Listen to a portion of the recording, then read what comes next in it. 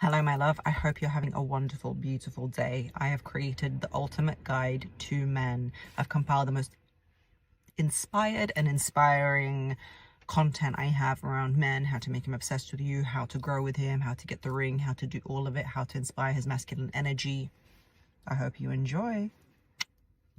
Today, I wanted to talk about a subject that I often get written to about, and that is why men leave and can you get him back? Now, we've addressed the can you get him back factor in previous episodes, and you can find that and scroll back and watch that. But this episode is about the 3 reasons men fall out of love and leave a relationship. We're going to start with the most unobvious and go to the one that I guess needs the most conversating about. So let's get into it.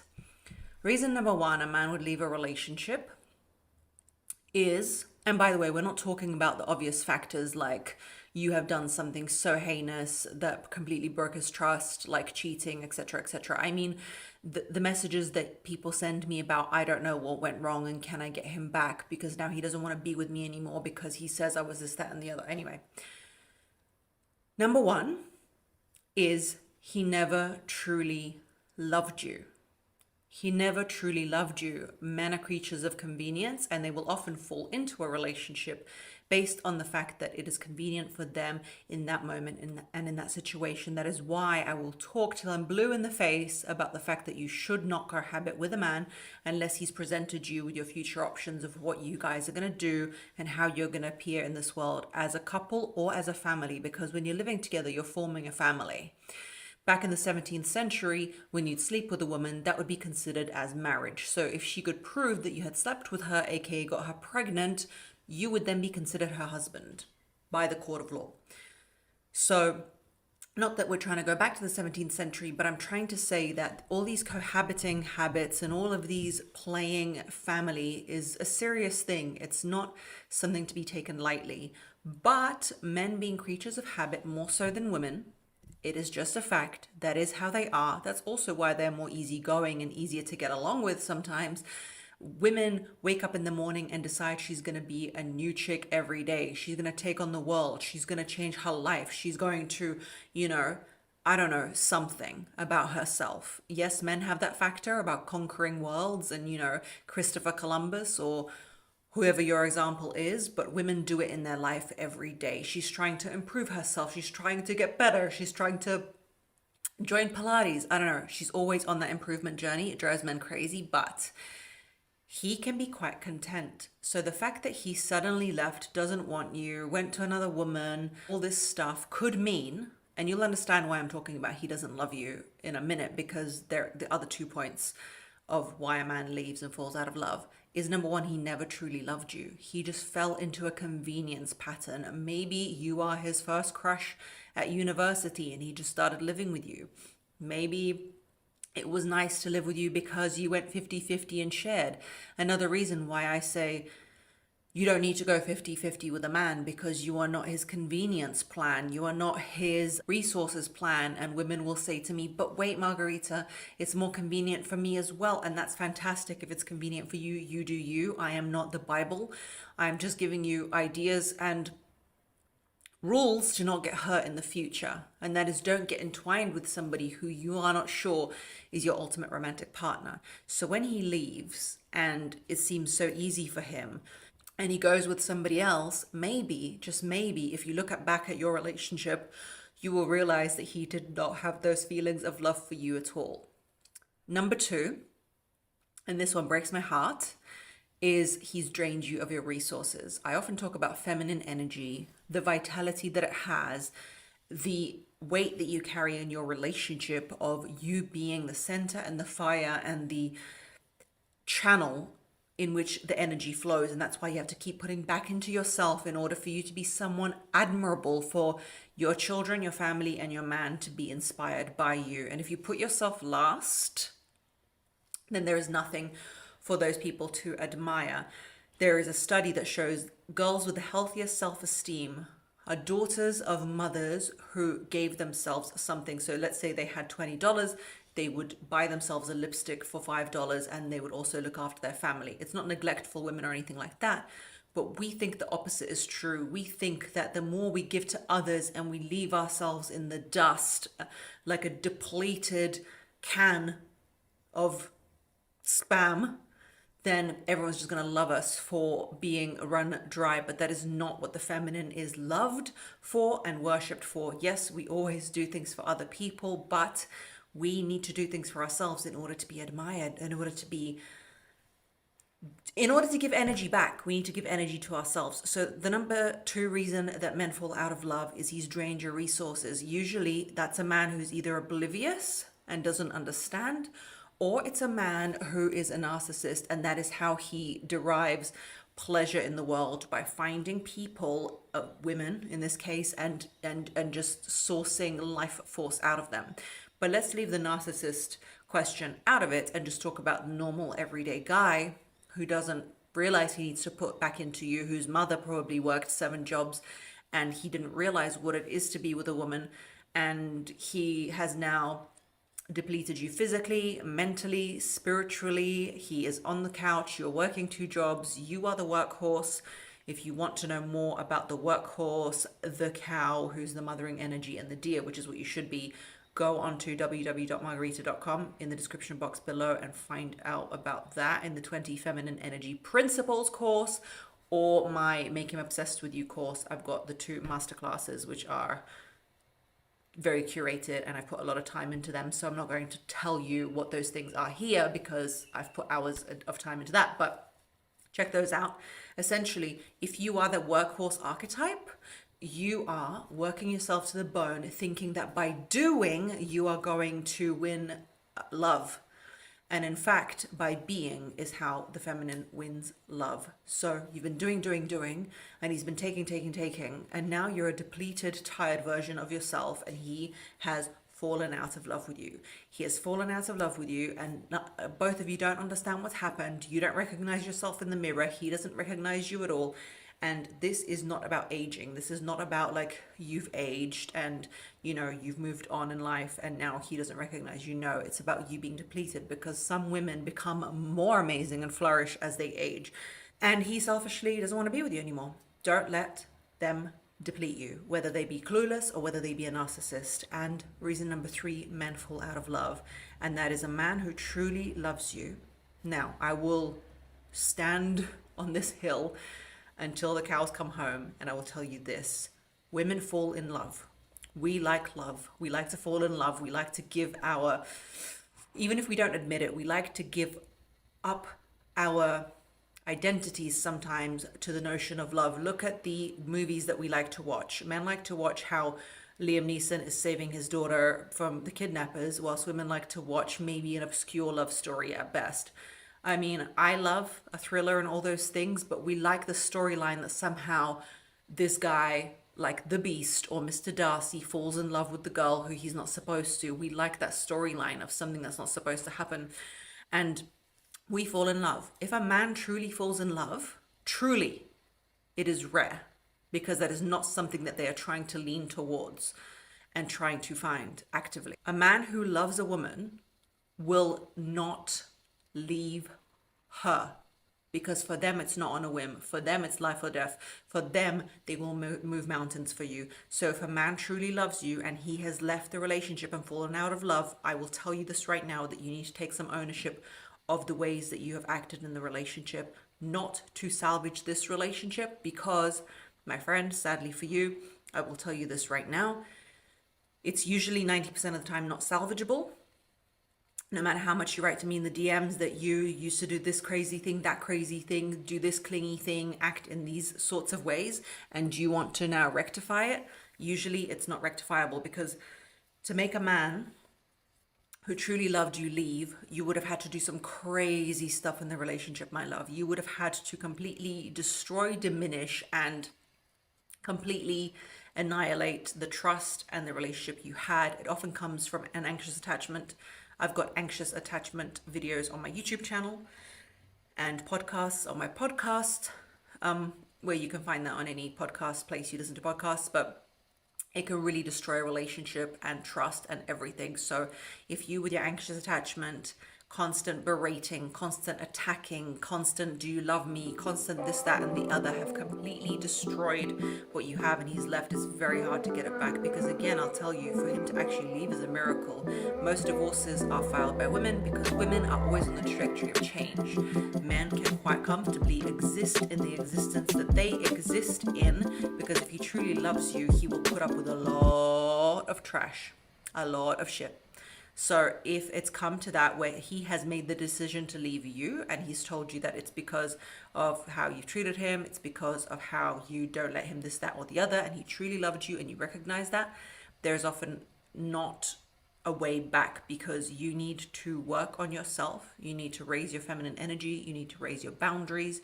You need to start really relying on your feminine wisdom, and you need to start investing in yourself and stop looking for affirmation in men because that is what's destroying your relationship. So to reiterate, the 3 reasons are: he never loved you. Number 2, he drained you and now you're not useful to him. Or number 3, he truly loved you and the fault is to be found in you. And men will rarely fall out of love, but if they do, my love, we must really address your boundaries, self-esteem, and everything else. And for that, there is my podcast and there is my channel. So please watch that and listen. 9 ways that women manipulate men and why you don't always want that for your life or for yourself. These manipulations are often misunderstood and often don't work. And I don't want you to make these mistakes, baby. That's why I'm talking to you about this today. They are distributed a lot on social media. People talk about them a lot, manipulate this, manipulate that. I got into the papers because I titled a video on TikTok about how to manipulate men. In reality, that's just a title, but I would never tell you how to manipulate someone. I would just tell you how to change yourself and, make a better version of yourself so that you attract the right person. But without further ado, let's get into it. Number 1 is the help me, I am helpless syndrome. This often gets mistaken because what I will often say, or maybe other content creators will say, is that, or other health coaches or, lifestyle coaches will say, is that men want to feel, and I think we spoke about this on the last video and podcast, is that men want to feel like they are making a change in your life. They want to see themselves as the hero in your life. They want to see themselves as somebody who moves the needle, that you don't need to be this powerful, woman to attract a man. You just don't have to be. Every man likes a different type of woman. But I will say this, that asking a man for his help or for his advice is a very useful way to start a conversation or start a relationship with a man because they like to feel useful to you whilst remaining free. And I've said this a lot. However, this I'm a helpless girl and I don't know what I'm doing, help me constantly can backfire. Why? Because you want a man who is in his true masculine and is adequate and wants an adequate woman by his side.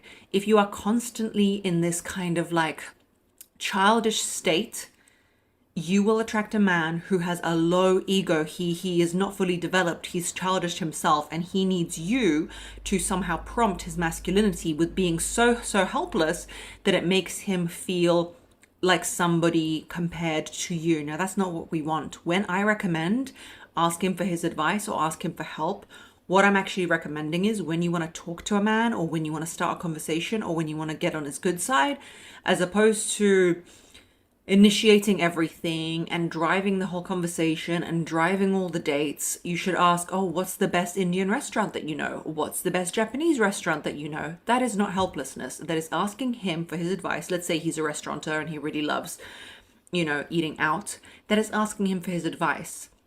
Asking him for help for something you genuinely need help with.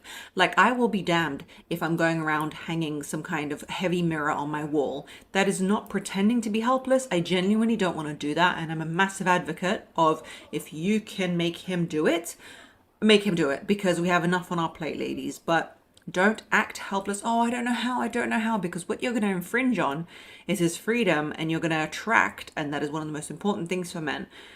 But secondly, you're going to attract a man who needs to look better compared to you. Number 2, the bimbo technique. I'm stupid. I didn't understand. What did he say? What was that? I want to implore that I understand where this technique comes from of like, don't talk over him, be a bit stupid, like be a bit vacuous, be all of this in order to attract him, because again, he's going to feel so good compared to you. But the reality is, if you're looking for a man who's going to be your husband or somebody who's going to be with you, he's going to want to be looking for an Amal Clooney. He's going to want to be looking for somebody who is his counterpart. He's going to want to be looking for somebody who he can take out into social settings and be proud of you. However, I will say a note about this bimbo technique. I've got my pen out and I'm talking to you with my pen out like a teacher for some reason, but it's helping me deliver the point that you need to use in life in general, whether you're a man or a woman, discernment of whether you should argue with a person about a point or not. Sometimes being the dumb fox is the best thing to do, because once you disagree with a person and once you put them on the back foot of a disagreement, they will not see you as favorably as they once saw you. So if somebody says, I really like the color blue, and you're like, well, it's not a good color because red is better, straight away they're in the position of opposing you. It is often very good to play stupid or not know. For example, if I don't want to do something and I'm talking to a man, well, a man who is of sexual interest to me, and say my husband for me, it might be a boyfriend for you. You don't always need to become an opposition for him. You don't always need to get into a fight with him. Sometimes it's better to go, oh, I just didn't notice that. Oh, I just didn't know, because it's better to diffuse the situation than it is to always go into conflict. We're taught that we always need to be capable. We always need to be having something to say, very logical, very just driven. And that's very good for us in the work environment. But sometimes taking a back seat and pretending we just don't know is the best recipe, because it just makes you more likable. And being likable is sometimes a good thing. Let's not get it twisted. I don't want to battle everyone in my life, my whole life, okay? But being a bimbo and acting like you have no idea what's going on and you just don't know is not the right way to go about it either, because again, you will attract a man with a small ego who wants to look smart at your expense, and that is not what you want. You're not going to attract a high value man, in quotations, as you guys like to talk about, because he's going to be like, who am I going to take her to? What is she going to say? This is ridiculous. Number 3, that he's better than you, my girlfriend's partner is nicer than you, and he drives a faster car than you. This, I'm just going to debunk right now, does not work, never will work, never has worked. I don't know who made this up. If you are telling your man, in order to motivate him, how Tom, Dick, and Harry are better than him because your girlfriend's boyfriend took her on holiday, and how your man ain't shit, this is a recipe for disaster. Straight away, take that, put that in the bin along with your other ideas. It is not a good idea. Is it going to work on you if your man comes up to you and says, Amanda looks better than you in a dress, and by the way, she's bounced back from postpartum really quickly, and he doesn't know what your problem is, and also she's very nice. Baby, I know if you're listening to this and you're a woman, you know one thing. If you tell a man, your man, a story about another girl and how she looked at you funny and how she texted you the wrong thing, and if he even dares to utter the words of like, oh yeah, but I see her point of view, he is dead to you for like the next few days. Like, you don't even want to know what he's got to say, when he's got to say, or who he's got to say. He took the other woman's side. So don't think that just because you compare him to another man, it's going to make him run quickly, get jealous, and do better things. This is just a recipe for disaster. The other 2 have some merit, but number 3 just has no merit. Bin it, put it in the bin. In fact, don't talk about other men. Don't talk about it. It's bad. Don't talk about exes. Don't talk about anything like that. It's a bad idea. Trust me. Number 4, crocodile tears. And this one is a very interesting one. It's close to my heart because I'm an emotional person. I don't cry often, but if I am crying, I'm crying. Like, I'm not going to pretend I'm not crying. And I often advise you, my loves, that if you feel something, say something. Like, if I feel like I don't want to do something, I'm going to say it. We as women suppress a lot of our feelings, a lot of our emotions, in order to then attack the guy like some kind of saber-toothed tiger the next week, because we've just done so many things that we don't want to do. So if you feel something, say something. That is the true feminine energy. But also don't be stupid and don't be talking about stuff that doesn't matter. Again, the dumb fox, okay? So you've got to have a balance between that. Does it really matter enough for you to talk about it? Talk about it. And if not, then sit on it. But make sure it's not going to compromise. This is the key. It's not going to compromise your behavior with him. If you're going to be an angry rat in the corner, it's something you need to talk about. But crocodile tears is something that women use. I don't use it, but I know from many, many men and many women I've coached that if you use tears in order to facilitate him to feel that you mean what you say, you will eventually turn off the gauge in him where he believes that what you are saying is authentic. Do you know what I mean? A lot of women can kind of go back to that. And if you can refrain from it, and my biggest example is if he doesn't turn up on time or if he doesn't do something, I will often personally go into the realm of anger and I need to control that. But a lot of women go into tears and crying and how could you and how dare you and all these things. Don't think that just because he reacted one time to you crying, leave it for when it's authentic. If you're going to cry constantly, and I know this because I get the DMs and I get people who I talk to telling me, my clients and stuff, that he doesn't react anymore. This is a line I've heard 1,000 times. I just lie in bed crying myself to sleep and he just does nothing and he lays there. For some reason, if you overuse emotion, not that it's your fault, it just happens, men will turn it off. They will turn off their emotional connection to you. So be who you are, but don't let yourself get to the state of overwhelm where you are crying.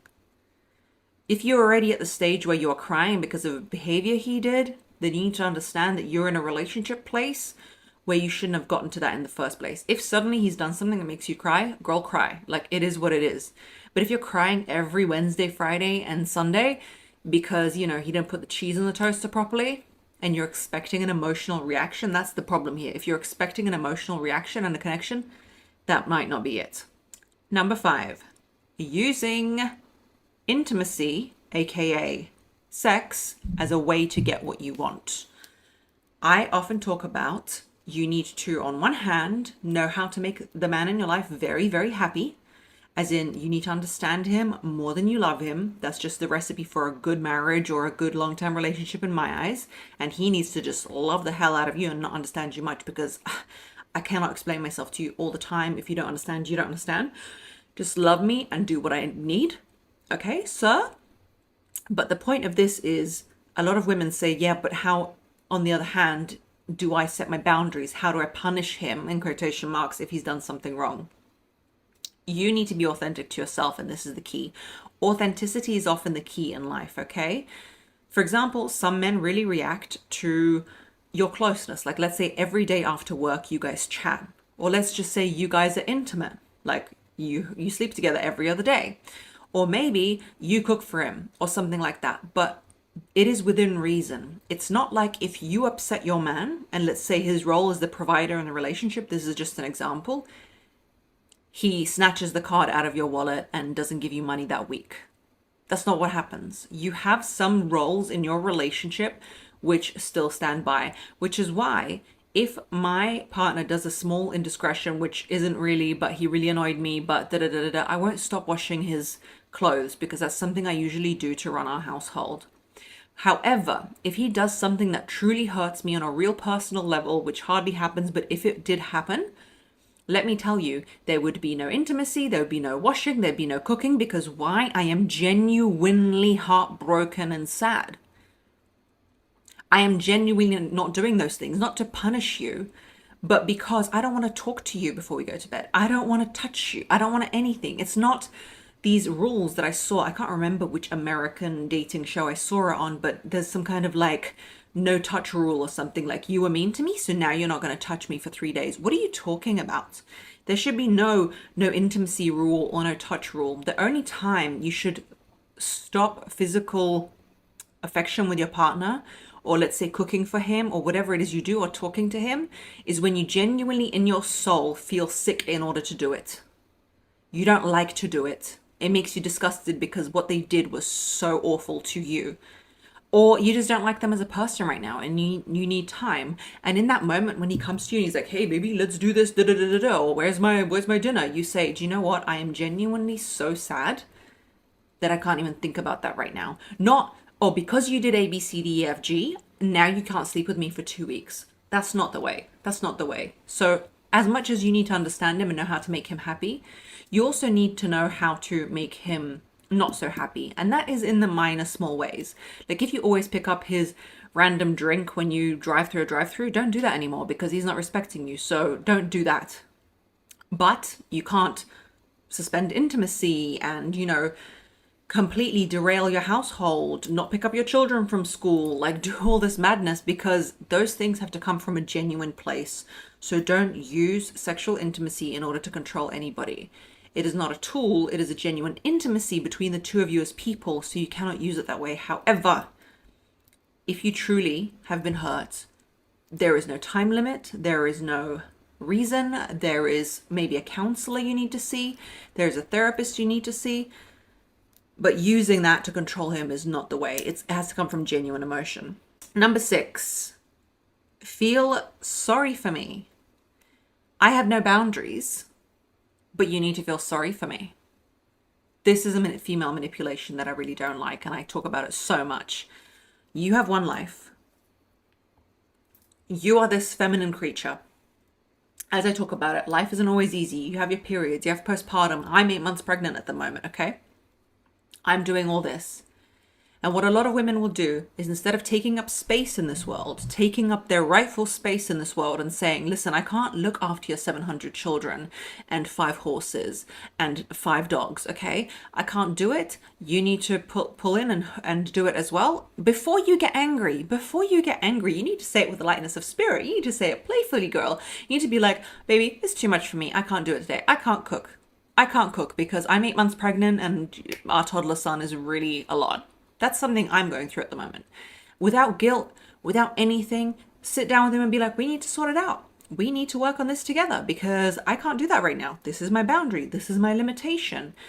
And men really understand that. You know why? Because men won't take on more than they can do and want to do. Like, I know some men take 3 jobs in order to support their families, but that is a decision they made in order to support their family. It's not that so the woman swoops in and takes one of the jobs from him. It's a decision he's made in order to be the provider, okay? But a female manipulation, and what women love to do, is, oh, I'm just so tired today. Can't do anything. I'm just so tired. Well, if you're so tired, carve out the time and carve out the space. And baby, trust me, I get tired. I get very, very tired. I've just had hyperemesis in my pregnancy, which is extreme vomiting and nausea. I have a toddler. I'm running a business. I'm doing this and that and the other. We might be moving house. Listen, it's a lot. We're all human. I understand. And I love to complain. But the complaint is from a place of like, damn, this is like a lot. This is difficult. It's not woe is me. You know why? You know why I really discourage the woe is me mentality and the woe is me kind of approach to a man is because you will kill your sexual intimacy. You're going to go into the role of haggard and tired mother, you, and he is your son. That is the dynamic you will go into, because we use that a lot as children, and maybe not so much now because we're more enlightened in parenting, or at least we're trying to be. But a lot of men were raised with a mother who was overworked and tired, maybe had a job or stayed at home and had 5 kids and was tired and haggard and get off me, don't touch me. I'm just too tired and I'm just so stressed and I'm just so down about myself and I'm just like, get the violins out. And it makes him feel guilt. It makes him feel not sexually attracted to you. So instead of using this feeling of feel sorry for me and pity, why don't you use your voice and boundaries and say, actually, it's too much for me? And sit with that feeling of guilt. Sit with that feeling of guilt, babe. Just sit with that feeling of like, I've set a boundary. I've asked for something. This is a strange feeling. I'm not used to it because I so badly want to be the good girl. I so badly want to be loved. I so badly want to be everything to everyone, I just want to be all of that, and you can't be. So sometimes you need to be a big woman about it and just set some boundaries. Number 7 is I am the workhorse. I can do it all. This is the other spectrum of women. The first one is the archetype. The number 6 is the archetype of the cow, which I talk about in my masterclass, 20 Feminine Energy Principles, and I really dive into it more in my polarity masterclass, and that is about how to maintain the relationship and the spark once you do have a relationship, if he's losing interest in you, all those things. So check those out on margaritanazarenko.com, and I have a bundle to buy them together, which is less. I never say that, so it's there, and I'll put it all in the description boxes as well, so you can check that out. But this archetype of like, woe is my life, is the cow, like she's overworked, motherly, and like bleh. And this one, number 7, is the workhorse. This is the woman who does it all, was programmed to think that she can do it all, has to do it all. I don't know why you'd want to do it all. Like, even the ant queen has all these ants to do it all for her, and it doesn't reduce her value. In fact, most people who do great business or do great things have a lot of people working with them and for them, and they delegate tasks. But we move on. The workhorse is a woman who's overworked, overtired, overstressed, and she just doesn't say anything. And she thinks that by doing it all, by doing, which is a masculine trait, she will get rewarded from others with recognition. When she understands finally that the feminine energy and what people want from a woman is feminine energy and this light and this sensual juiciness of femininity. And I know you can't always have that if you're a single mother and you're working, but this is in the context of manipulating a man. So say you're married and you're together and you're like, yep, I can do it all. I'll work 2 jobs, or I'll work really hard, and then I'll come and do the house, and I'll do this and I'll do that. And you are just grinding yourself into nothingness. And it often reflects on a woman's image, how she looks. She's going to cut her hair off. Not that there's anything wrong with short hair, but let's say that was not your style. She will start to simplify her life. She will stop to wear clothes that she wants to wear. She will stop to embellish herself. She will stop to do all those things that make her feel glorified in her femininity, in order to just keep on working, because she feels like some kind of reward, like heaven in Christianity or something. I don't know. She feels like once she has martyred herself enough, everyone will recognize her. But sadly, that's not the case.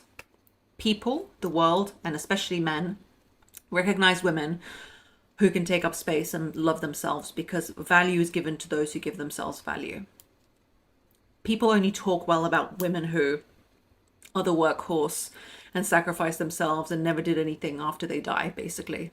They just go, oh yeah, she was a really good woman. Yeah, my mum, she worked so hard. Not my personal mum, by the way. My mum really knows how to take up space. My mum would give Beyonce a run for her money of how much queen energy she has and how much space she takes up, which is, I guess, where I got this point from. But no one's going to glorify you from doing. It's just not going to happen. That's all I'm going to say. So ask people for help. Number 8, I'm leaving you, but daily, in every argument. I will say it's very, very important to set a boundary of, if you A, B, C, D, E, F, G, somewhere in your conversation of long-term relationship, if you A, B, C, D, E, F, G, I won't be able to be with you and I will leave you. What is that for you? I don't know. He hits you, he philanders, he disrespects your dog. I don't know what that is for you. For me, I have some things where I have said once, not every day, not on the daily, but I've communicated the message to the men I've been with, and specifically my husband, especially my husband, pardon me, that these things, as much as I'd want to look past, I won't be able to. So you do that, you'll lose me. And I know what he wouldn't be able to look past either. This isn't just a feminine thing, it's a masculine thing too. I know his boundaries, he knows mine, but we don't talk about it, we don't go on about it. If you're the type of woman who is constantly saying you're going to leave because of a behavior, baby girl, you are the reason why the person who is with you does not change. Even if you want the ring, like we talked about in the last episode, if you want the ring on your finger and you're always nagging him about it and you're always like, I won't be able to be with you, I'm going to leave, yada, yada, blah, blah, blah, but you're not leaving, he understands that it's not a thing for you. You're tricking yourself, you're tricking him. Things need to be understood and communicated once and clearly. I want to be married. I am 29 years old. I want to have 3 kids. God willing. If that's not you, that's absolutely fine. But if you don't let me know within a year, then on mutual ground, I am off. It's no problem for me. And you need to let people know like that, because you are a prize, my love. You are a prize in terms of the fact that you were born. People raised you. If you ever raised children, you understand how much hard work that is to put into actually raising someone, and effort, and all your ancestors that came before you and everything. So you're a prize not because you are more special than any human being, but because life is precious. It is a prize to have life. So you don't need to cling onto Jeff over here who doesn't know if you're the one for him. Let Jeff go, because maybe he's meant to be with Mary and the one you're meant to be with is just waiting around the corner. And in every argument, if you're threatening to leave, you are losing the power in your voice. It is literally the most power reducing thing that you can say if you say it often. Do not do it. Do not use the divorce word. Don't do it, because you will lose with that manipulation. Number 9, one that is near and dear to me, blowing hot and cold. I made a TikTok that said, if you're always consistent and you're always the same in your relationship, you are losing out. Why? Because you are building a level of love and intimacy that might make your desire part suffer. And I said, like, if you're always texting your husband 500 times a day, then maybe one day delve into work, go to the cinema with your friends, do something else for your life. Don't always be consistent in how you act, because in being consistent in how you act and always being at his beck and call, it denotes to me that you might not have very much of a life of your own. People are busy. People who have value their own time. When you're doing your yoga, you're going to your gym, put your phone away. When you're pushing the shopping trolley, don't be trying to text him with one arm while your kid is crying. I am guilty of these things. I'm talking to myself as much as I'm talking to you, because we're used to being so subservient to people and what they need from us, that we're not there and present in our own life. Don't always reply to everyone. This is for friends as well. Don't always be jumping on everything. Have some kind of, I don't know, demeanor about you of your time being precious. And what a lot of people misunderstand that as blowing hot and cold, like on purpose. Like one day I'll be sitting there sulking, and the next day I'll be there and happy. It only works if it's genuine, and that is your genuine emotion. And I'm a big advocate for adhering to your genuine emotion in the moment, but I'm not an advocate for pretending to blow hot and cold, because if you've got a mature masculine man who is basically he's secure in his attachment, he will very quickly get bored of you and just lose attraction to you. However, if you've got a man who is avoidant or a man who is anxious, this blowing hot and cold on purpose is going to work really well on him, because that is part of his trauma and how he was raised. So if you got one of those, keep going, girl. I wouldn't recommend it. But if you want a secure man, don't pretend to blow hot and cold. Don't play games. Be authentic, because you want that secure man in your life, but don't also be at his beck and call constantly. Anyway, let me know in one of my posts, DM me. Let's talk about it.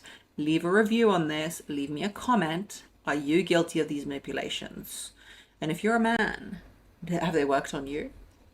Let me know how you feel. Hi gorgeous, sorry to interrupt the show, but this one is brought to you by Liquid IV. It's winter here in Australia, and I don't know about you, but between the school runs and the heating, which dries you out, and the too much caffeine, which, you know, is a habit, but we move on from that, I was getting headaches, feeling a bit flat, and then, listen, a friend of mine was like, girl, you're dehydrated, and honestly, she's right, and water doesn't always cut it. So I've been using this Orange Vanilla Dream Hydration Multiplier from Liquid IV. It's got this creamy, nostalgic flavor, and it's almost like in England, I don't know if you had Sunny Delight, but kind of like that. It's like a popsicle style childhood flavor. One stick in 16 ounces of water hydrates you 2 times faster than water alone, which I didn't know. And it's packed with electrolytes, B vitamins, and vitamin C, which is really helpful and useful. It's powered By something called Hydra Essence, which basically means it's not just marketing, it actually works. And it's easy. You just tear a pouch, you put it in water, and you sip. I've used it on busy work days, running around, put it in the car, and it just helps you bounce back from a bad sleep as well. So go to liquidiv.com and use my code BeingHer for 20% off your first order. That's BeingHer at liquidiv.com. If you are ready, I will impart some wisdom on you right about now. I'm going to tell you what I wish I knew in my 20s about men that I know now, had I known then, my life would have been a lot easier. Maybe not easier. I don't know. Maybe we're meant to just experience these things as they happen. But let me tell you, these are the things that I wish I knew. I don't know how many there will be. It will be in the title. The amount of things will be in the title. But here I am in my 30s about to impart that wisdom. So let's get into it. Number one, doing more for them does not equal them valuing you more. Let's pause for a second. Doing more for them does not equal them valuing you more. There is this juxtaposition of ideas here, because normally when we do more at school, when we do more for our friends, when we do more in life, more value comes out of it. But unlike normal things, men are not the same. They are not the same. Sometimes they take from the fact that you are doing more for them, not the fact that you are more valuable, but the fact that they are more valuable.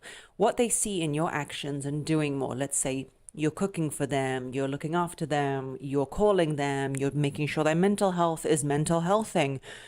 From that, they do not take the fact that you are valuable. They don't see those actions as you are amazing or you like them. They see these actions as, I must deserve them.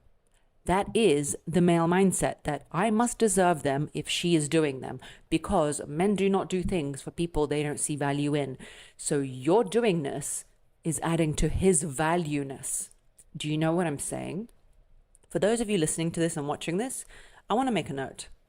I'm 2 months postpartum, and after I have my children, I get thyroiditis, which is like hyperthyroid. So if I'm talking a little bit faster, I get my blood test results next week. If I'm a little bit more excited about this, it's my thyroid talking, okay? But the facts are still facting. The facts are still real.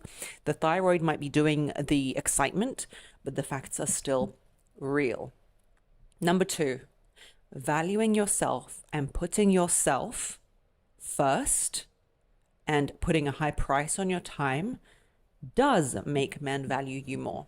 So you might be thinking, okay, me doing things for him does not make him value me. What does, Margarita? I'm telling you, fact number two that I wish I knew in my 20s is men value you through the paradigm of the amount of time and effort you put into yourself. Have you ever seen the amount of time and effort a man puts into his car? The old banger that he redoes and reframes and does all these things and makes sure it's parked in the right garage and makes sure it's shine shoe I know no car terminology, so I don't know what I'm saying. But what I am saying is, in the man's mind, the thing that holds value is the thing that time, money, effort, and energy is spent on. So when he is assessing you and you're putting a lot of time into him and nothing into yourself, he's done the calculation, and men in the comments are going to deny this because they don't want you to know this truth and this fact, but it is the truth and it is the facts of life. They will calculate that you are not worth valuing much, even if you are the best thing since sliced bread. Even if he initially adored you and wanted you, the value of you will go down. And that is a shame, baby, because you're amazing. The way to make him see you differently is to actually put time into yourself. And furthermore, forget the men in this conversation for a second. Don't you want to put more into yourself? Don't you want to put more time, effort, and energy into yourself? Because at the end of the day, even if it doesn't work out with Gary or Brad, you would have upped the ante of who you are. You would have done growing. You would have done developing and evolving. So forget him for a second and understand this. Stop doing for him what he's not asked you to do. Stop running around like a headless chicken and then resenting him when he doesn't value you for it. And instead understand, I'm going to put something into myself, and in his man brain, he's going to equate the fact that, okay, she's not doing anything for me that I haven't asked her to do. Now, you're still a kind person. If he asks you for help, you can help him. We're not talking about that. Or he asked you to cook him a meal. Fine, cook him the meal. Go for it. Do whatever you want to do. But the point is, you put into yourself. You want to go get your hair done? You want to go get your nails done? Cool, do it. Let's come out of the nail and hair category. You go and do your degree. You need to go do your studies. you go study. You don't drop that and go meet him. You want to see your aunt or your mum? You go do that. You don't drop everything to go and meet him. That's going to add value to you. Number 3, men don't want a spicy, saucy fight every day, despite what rom-coms have told you.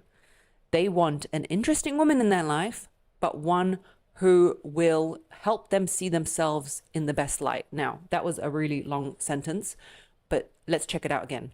We are led to believe as women, because we're the ones who watch rom-coms, or we're the ones who watch 50 Shades of Grey, that men want this like spicy, saucy woman who's like, yeah, whatever, don't tell me, no, no, no. And then he'll chase you and then somehow make you succumb to his will. And, you know, this is all the like Pride and Prejudice and all that kind of notion that we get.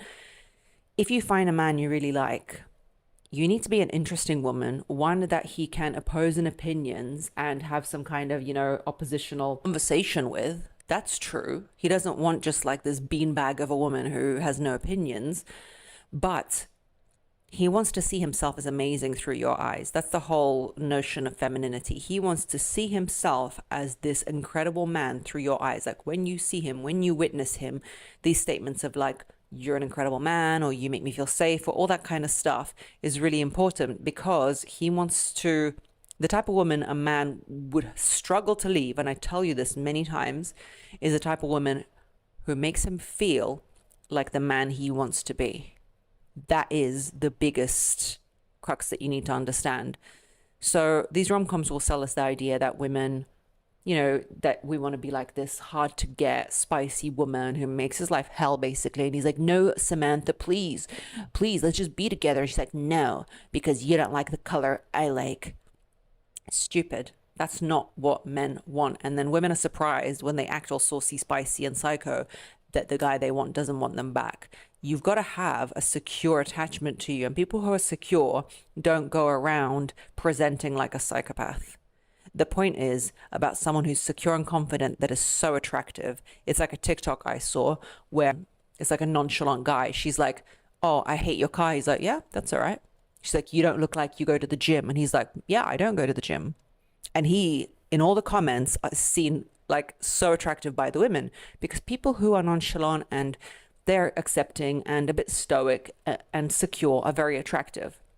So don't be a spicy chihuahua. Be an interesting woman with an opinion, but spicy chihuahua, no. Number 4, it's not about hard to get, it's about hard to get but easy to be with. You know what I mean? You are not hard to get by proxy of you acting hard to get and being an asshole. You are hard to get by the fact that you've got a busy life, but when you are with him, you're easy to be with. If you can master hard to get but easy to be with, all men will be yours. Let me tell you, because the experience of being with the feminine or being with a woman you want for a man is all about, you know, fun. It's playfulness. The idea of preserving femininity as you grow up, we don't age, we grow up, okay, is about maintaining playfulness. A lot of times playfulness is like beaten out of women in society, and I get why life gets hard with children and everything, and it just gets tiring. If you can maintain your playfulness, girl, you can maintain your femininity and your youth in so many ways.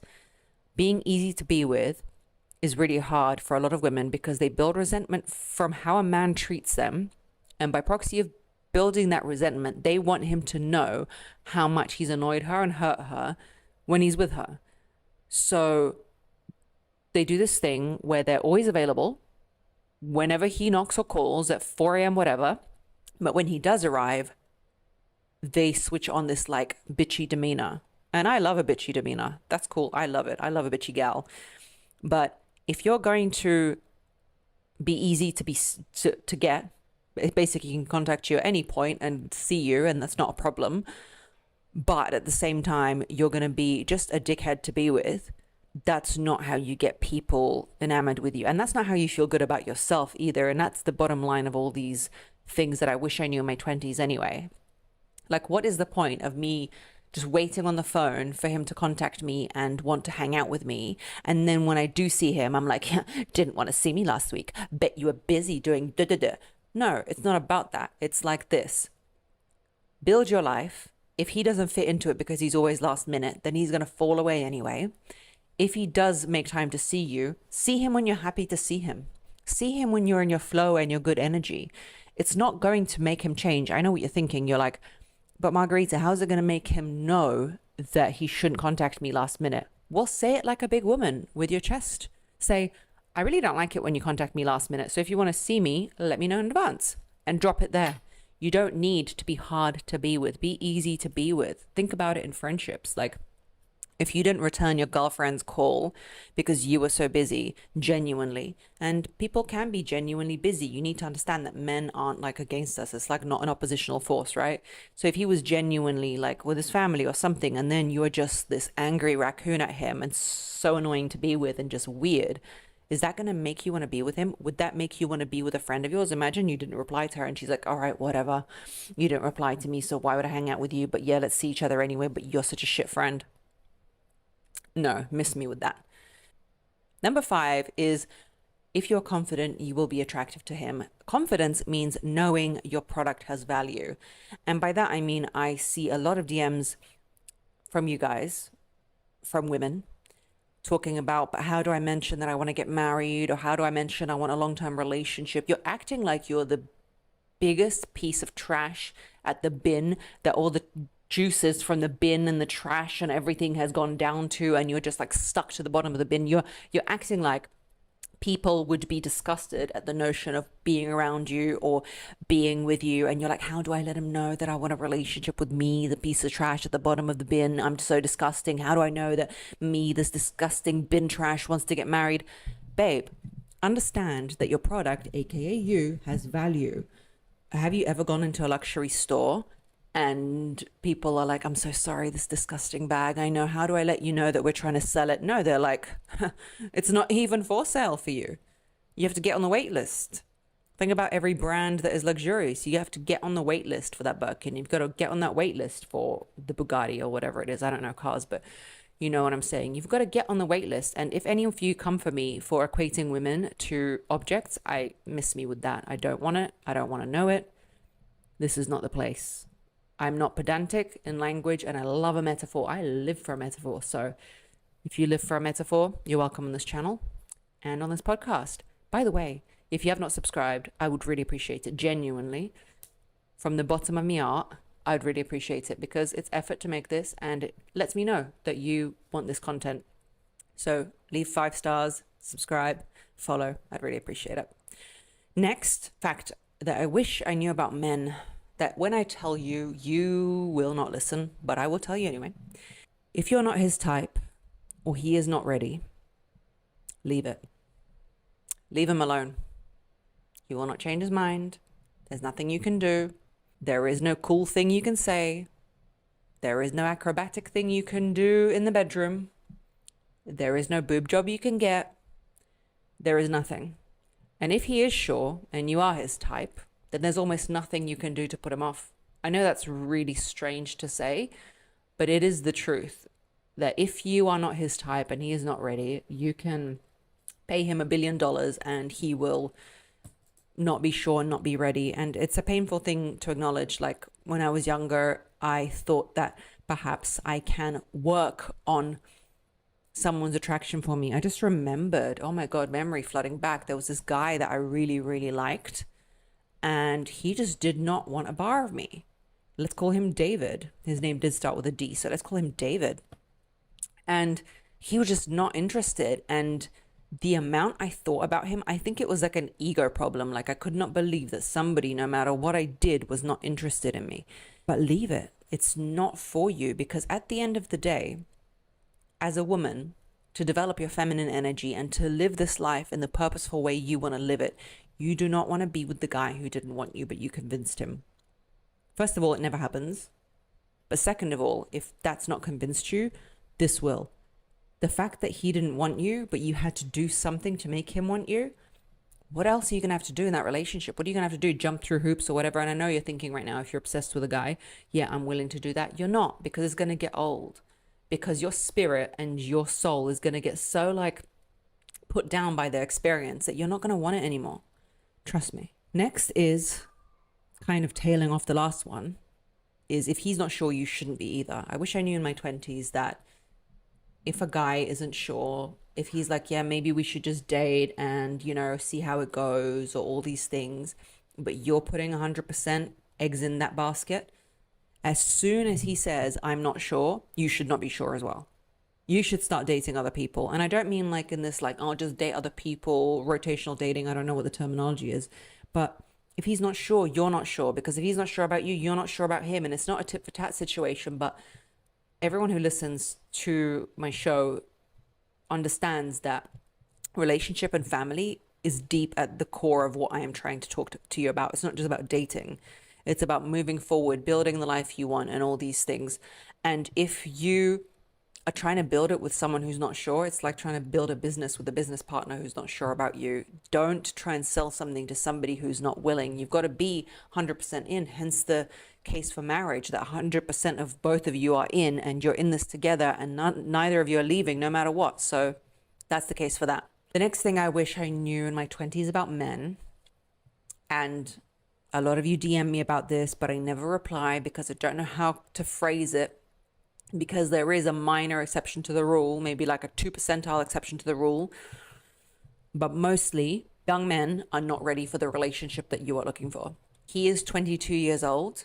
He is not ready to be a provider and a father and all these things. Now, there are that 2%, and some might say it's a hormonal thing.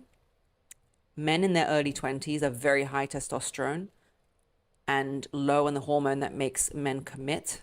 What is that hormone? Come on, thyroid. Give me my memory back. I cannot remember. But if you look it up, there's a hormone that men, oxytocin maybe, that goes up later in men's life that makes them actually bond.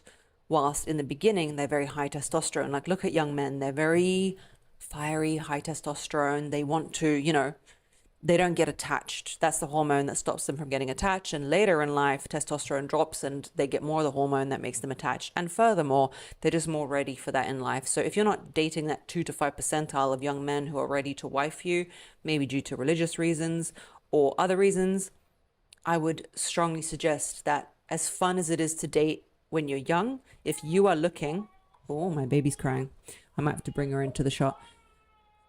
If you are dating to get married, either you wait into your 30s or you look for an older guy. And by older, I don't mean 50. I just mean in their 30s and ready to take that step with you. Let me get this child. Okay, I got my little handheld mammal. She's here and going to continue with the points. When he needs space, closing the gap will make even a good guy run. This is really hard to understand in your 20s because all you're trying to do is trying to basically self-soothe. So when a guy is asking for space or running away or doing all these things like wanting to be with his friends or even communicating clearly to you, I would like more space. And instead of respecting it, you are showing up at his house being like, oh, but I bought tickets to this. Or you might be doing it a lot more in his face. Like, why would you need space? I thought you and I were dating, all these things. The reality is, even a good guy will be put off by that because healthy relationships need space. But you, as a younger woman, might believe, unless you're securely attached, that you need to close that gap because you are panicking. Oh my God, he's running away from me. We're not going to be together. It's going to be really bad. You're trying to put a band-aid on the fact that you feel like he doesn't want to be with you. The reality is you need to let that guy go. As soon as he says, I want space, you need to be like, run, baby, run. Because number one, if he's healthy and normal, he will have that space of 5 minutes and then he will come running back to you because he'll be like, wow, I miss her. I have assessed. I've been without her. It's really easy for a man to assess how much you mean to him when you are not right up close into his face. And that is healthy and you both need that. Or if he's the type of guy who just wants to avoid, if he's avoidant down to like the worst avoidant that you can be, then let him go. He will run away and let him run free like a bird that he is. Run free, run wild, my guy, because we don't need you here anyway. You trying to close the gap will make even a good man run away from you because it's the law of attraction. He says, I need space. He walks away a bit. You're right behind his back. He walks away a bit more. Are you trying to grab the microphone? My daughter is trying to grab this microphone. She is saying, put me on.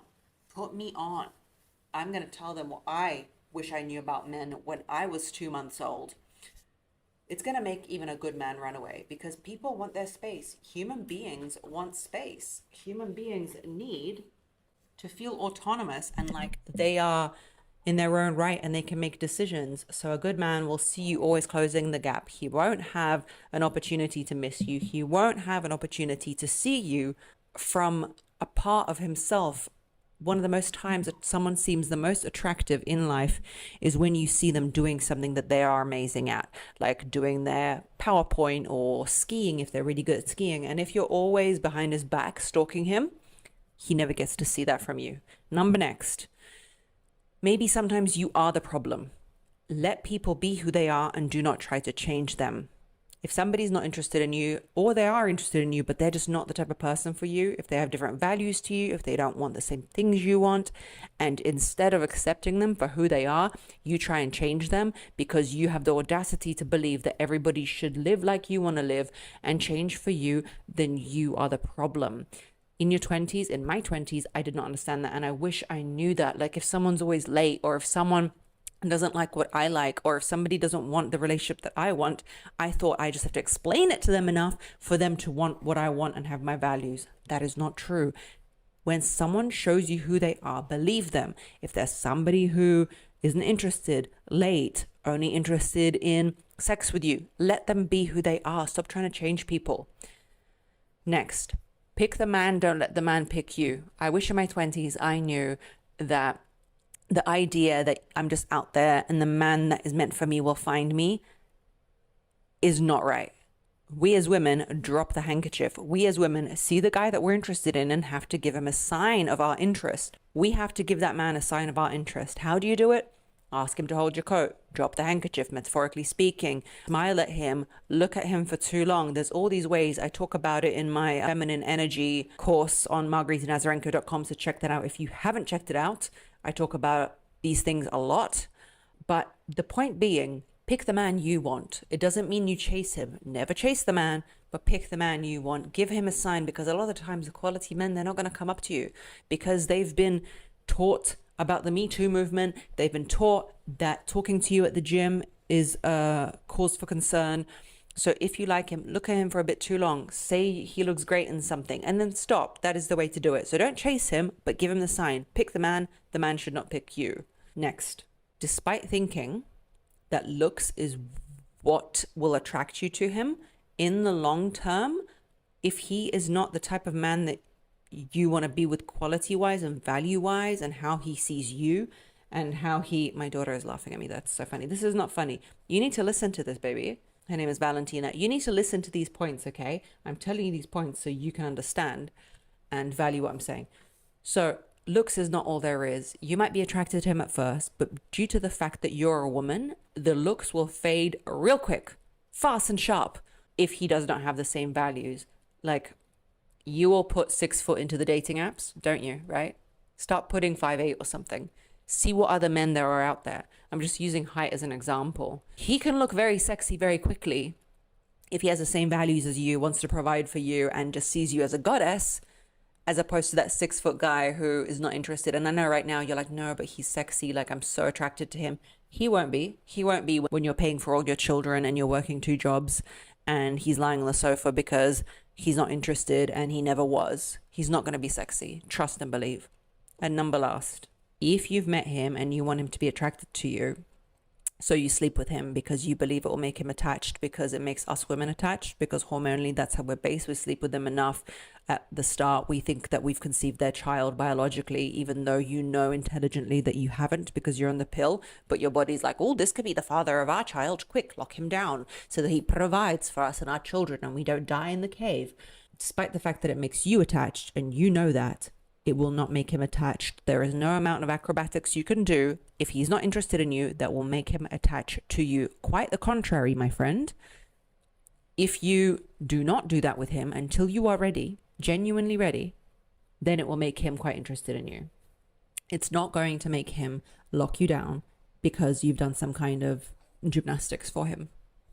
And it's not going to make him more attracted to you or more interested in you. It's just not going to.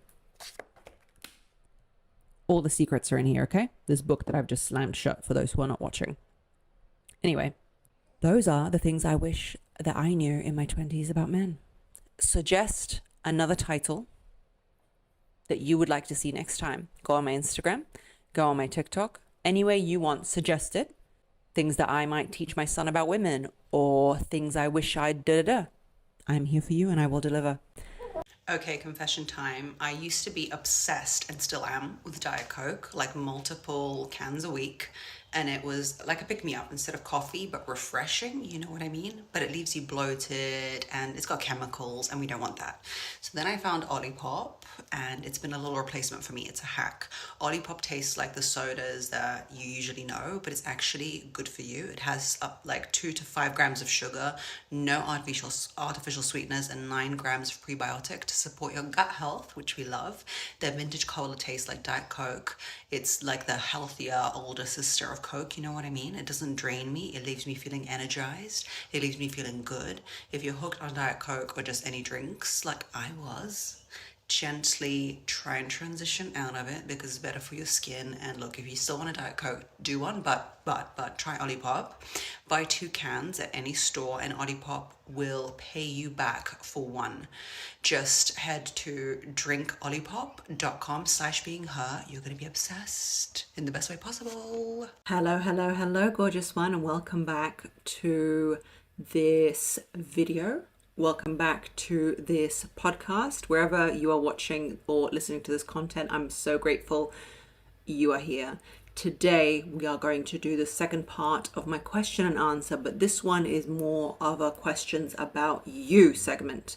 Last time, if you've missed it, episode 32 was about my life, my marriage, things that are going on. And in this one, we're going to address questions from you like how to obtain the ring, what to do when he's going distant, all of those juicy fun things. So I've selected, 10 or 12 questions that I haven't properly looked at. I just selected them at random, but I think they will be useful from Instagram. And if you want to know where the best place to reach me is, it is Instagram. I am often on there. I'm doing the Q&As on there. That is where I am. So I love watching this and listening to this style of content because it gets me like the juice, like it gets me the real tips from that person who's created the content. So I love these episodes. If you like them too, let me know. Go down, comment, subscribe, let a girl know, because I don't make these to listen to myself talk. I make these for you. Without further ado, let's get into the episode. In a happy dating phase, would love tips on obtaining the engagement ring, which I have, but mine is over there because I was putting cream on my face and I'm not bothered to get up because I am 8 months pregnant and I'm not getting up for a ring. No way, no how, no ma'am. If you're in a happy relationship phase, this is the prime time, my love. This is the prime time to obtain the ring.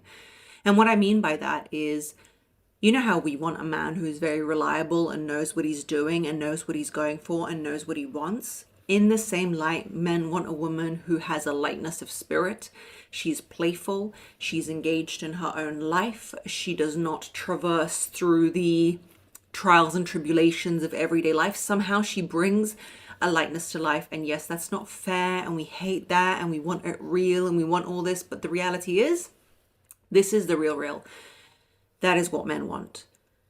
So the time to get the ring is not at the end after 10 years of you begging for the ring and finally he says, yes, fine. It's at the beginning. And the way you get that ring is by being a woman that is both extremely amazing to be with. You are the center of the joy in his life. You are the fountain of absolutely everything amazing. You bring him so much happiness. You are a joy to be with. You have amazing ideas. You laugh at his jokes. And now when you're listening to this, you're thinking, oh my God, but I don't want to fake it. I don't want to fake it. I want to be real. And if that is the case, then you're probably with the wrong person. If you have to fake enjoying his company, if you have to fake laughing at his jokes, if you have to fake a lightness and a playfulness, because let me tell you, in our lives as women, we have enough issues like menopause and childbirth and pregnancy, which you could potentially, give birth, and women used to die. 50% of the time, women used to die in childbirth before modern medicine, okay? So You want a playful, happy life. You want a soft life. You don't want to always live that struggle life. And if you need more tips on that, that's episode 2 of this podcast, okay? Of the Being Her podcast. If you're listening or if you're watching, it's Being Her on Spotify or Apple, anywhere you find your podcasts. I am there and I'm ready to talk to you. Have a happy life. Have a playful disposition. Anything that gives you struggle life, just remove it from your existence. You don't need it. Life is tough enough. And on the other hand, you need to be a woman of boundaries. Boundaries is perhaps the most attractive and amazing thing that you as a woman could offer to a man to make yourself extremely tantalizing to him, extremely just like moorish to him. Men love a woman who sets strong boundaries. Men love a woman who sets strong boundaries. So when I say set strong boundaries, if you're in a happy dating phase, when you've met that man, you need to already be letting him know what kind of life you want for yourself in the talking stages. You need to say, I see myself living in Wisconsin. I'm going to be married with 5 children. You're not saying it to him. You're not saying, I'm going to be married to you and we are going to have 5 children. And you're not saying that on the first date. But you're saying your likes and dislikes, and there is nothing wrong with a woman having boundaries, likes and dislikes. And you need to let that man know, as much as we're having so much fun, I am not going to continue, living with you, not continue. I'm not going to start living with you. I am not going to start playing wifey if you're not sure. And that is fine, my love, if you are not sure about you and I. But my aim in life is to have those children and that marriage. So if you're not sure after a year, let me know. No hard feelings. We will part ways and I will jog on a merry way and, find that person that's right for me. You need to let him know what kind of lifestyle it is you're looking for. And if he's not ready to provide it, that is absolutely fine. But you need to be both playful, exciting, and at the same time have a strength to you, like a spine to you. Thank you to BetterHelp for sponsoring this video. Okay, so therapy is something that is really, really important to you, to me, to everyone as a person right now. Things can feel overwhelming. We're exposed to so many things on social media, online, everywhere that we have no handle on, no grasp on. It is really, really overwhelming. And if you are a parent like me and you're super busy, it can sometimes add to the overwhelm when you're like, where am I going to go? And now find therapy. I've got to find time for someone to look after my kids. I've got to do this, that, and the other. And this is where BetterHelp comes in, my favorite app, my favorite destination for you to go to if you want to get therapy. I really, really, really rate this for you to go and get a therapist at your own convenience whenever you're ready. You can either text message them or you can video call. Sometimes I don't want to get on a video call. I don't want to have that close of a connection, but I want somebody to talk to, and I highly advise it. The best part for me is that if you do not vibe with the person you're talking to, you can change that person, which I think, to me and from what I've read, is the most important part in therapy. So you can really connect with that person and see if you two align, because if you don't, then it's not for you. And it takes that kind of like awkwardness if you go and if you drive and if you make time to see this therapist that you've heard of somewhere in your area, for you then not to book with them again. It's a little bit awkward. With BetterHelp, you just change to someone else. Nobody asks you any questions and it's fine. So if you guys want 10% off your first month, go to betterhelp.com/margarita to get that. Enjoy it, guys, and I hope it helps you with everyday decisions, life, or just someone to talk to. Question: when you feel that there might be something on your husband's mind, how do you act? Well, I will tell you what I certainly don't do, and I used to do. I used to always bite me in the ass. Is constantly asking, what are you thinking about? What are you feeling? What are you thinking? What are you feeling? What are you thinking? What are you feeling?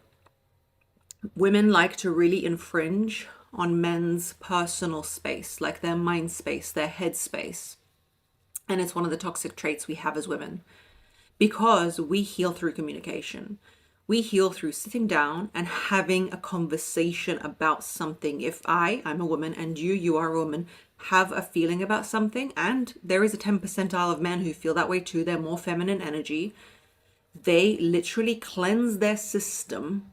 It is like sweat. You know how sweat takes out the toxins from your body? They literally cleanse their system from that conversation. That is why when you go and you sit down with a girlfriend and you have a little chin wag and you have a conversation about something, you feel better. She has not solved your problem. She has not taken it away. But what she's done is let the toxins come out. And that is how we heal as women. So now we as women are now missing that tribe that we used to have of women to sit around and talk to about our problems and maybe have our period circles and everything that we used to have in community. And don't even get me started on the village to raise the children. Don't get me started. But we don't have that anymore. So we know how important it is. We know how important it is when we have something on our mind that somebody comes with the metaphoric bucket and be like, dump it, dump what you feel so we can traverse through this and get through this. But men heal differently. It's to do with the hormonal panels. It's to do with oxytocin. It's to do with testosterone. It's to do with all these papers that I read that I can't cite now, but it's to do with that. Men need to go away and solve the problem in their own mind. Unless they've come to you, men will often only come to you or to someone else. They might go to someone else and voice their problem because they're looking for a solution. That is why when you tell a man a problem and you just want to speak it out to dump the toxic load, you want like half an hour of really getting juicy and just really just getting to it. And he's like, yeah, but why don't you just leave the job? Oh yeah, but why don't you just tell her to shut up? Oh, but why don't you just not talk to her anymore? And you are like having verbal diarrhea. It's almost like you need to go to the bathroom and he's just plugged up the hole. Sorry for the graphic imagery, but you know what I mean, of you trying to get it out. And you're like, I feel shit. I feel terrible. And now I feel worse because I'm not allowed to let go of that toxicity that I feel, because essentially he's just told me the solution, but I don't want a solution. I want to talk. So when you feel there's something on your husband's mind, how do I act? I respect the masculine need to go and solve that problem alone. And if he needs advice, he will come to me and he will ask me. Now, if he needs advice about his tires, I know this is just like a ridiculous example and it's not all about tires, but if he needs advice about that, he's not going to ask me. He's going to be sitting online Googling, or he's going to be texting a friend who he knows about that. He might have a little moan about it, say one sentence, but men don't need that. Let's sit together and dump that load. So what you're telling me in this question is, I want to be the orifice and the facilitator of his feeling better. But what you're actually doing is not letting him process his own emotions. You're doing the female equivalent of what men do when they shut us up.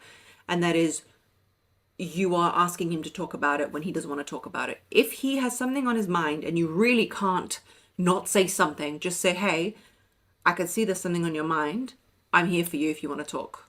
And then just change the subject. Be the happy-go-lucky version of the person he needs right now. You've told him you're there for him.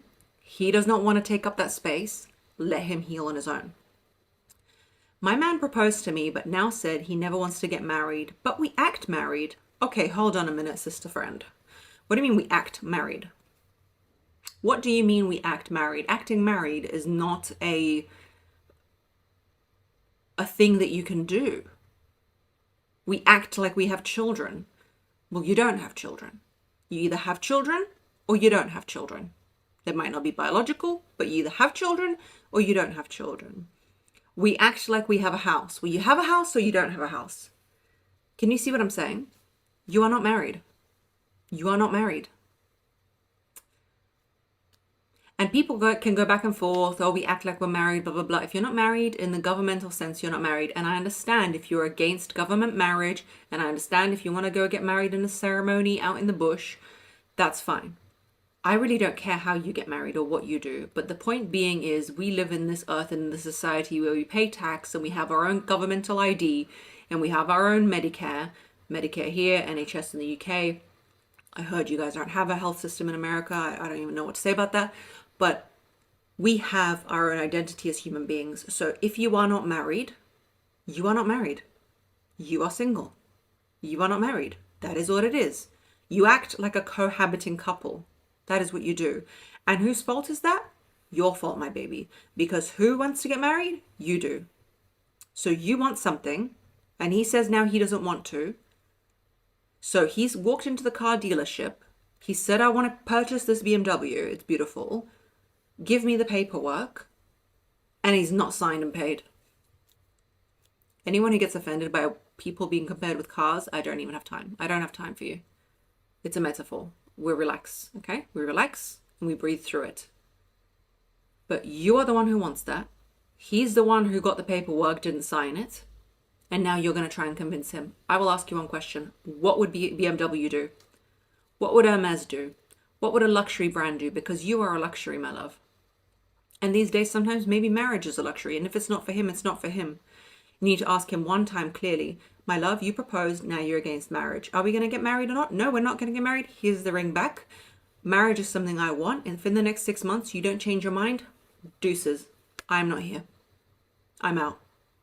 Unless, my baby, you are okay with acting married, which is also fine. I don't care if you marry a crocodile. I don't care if you cohabit with a crocodile. I don't care what you do, as long as you're happy with it. But if you're telling me that he got the paperwork but didn't sign it, metaphorically speaking, that's just a no-go. That's trickery. That's fraudulent. That's not how it happens. Stop acting married. Pull back on those things. I didn't act married before I was married. I did many things in a girlfriend way, but I moved to Australia after my husband proposed to me from England. 24 hours flight. And keep in mind, my mum is my best friend and I love her and I have to now raise children without her here. That is a wife duty. I would do that for my husband, for the greater good and our goals. I would not do that for a boyfriend or an acting married situationship. No, sorry. Anger is what I feel. Next question. Why have I always come across with men who only want sex and no commitment? Well, I will shock you by telling you this. Most men, I will not say all, but most men, when they first see you and they find you sexually attractive and beautiful, want no commitment and sex. That is what men's drive comes from. They don't sit there and go, gosh, she just looks like she's got like really good birthing hips, you know? She could really just have 7 of my children. Or look, she's so educated. She could really pay the bills and help me go 50-50. Men operate through their eyes and their sexual attraction. I don't mean after the first few dates. And that is the issue. The reason I advise you not to sleep with men, random men, by random I mean you've met them and you sleep with them, is because all men, first they see you, they want you. That's the cloud that they have. And that's good because they're attracted to you. You want them to be attracted to you. Because Margarita receives emails of he's not attracted to me. I don't know what to do. So you want him to be attracted to you. It is a sexual relationship. So yes, they want sex and no commitment. But the fact that they want no commitment means that you just haven't crossed the line of, okay, he finds you sexually attractive and now he's willing to commit to you and forsake other women in order to just be with you. And the reason we're dating multiple people and we're not sleeping with randoms is because we cannot be sleeping with all these random people. It will deplete you.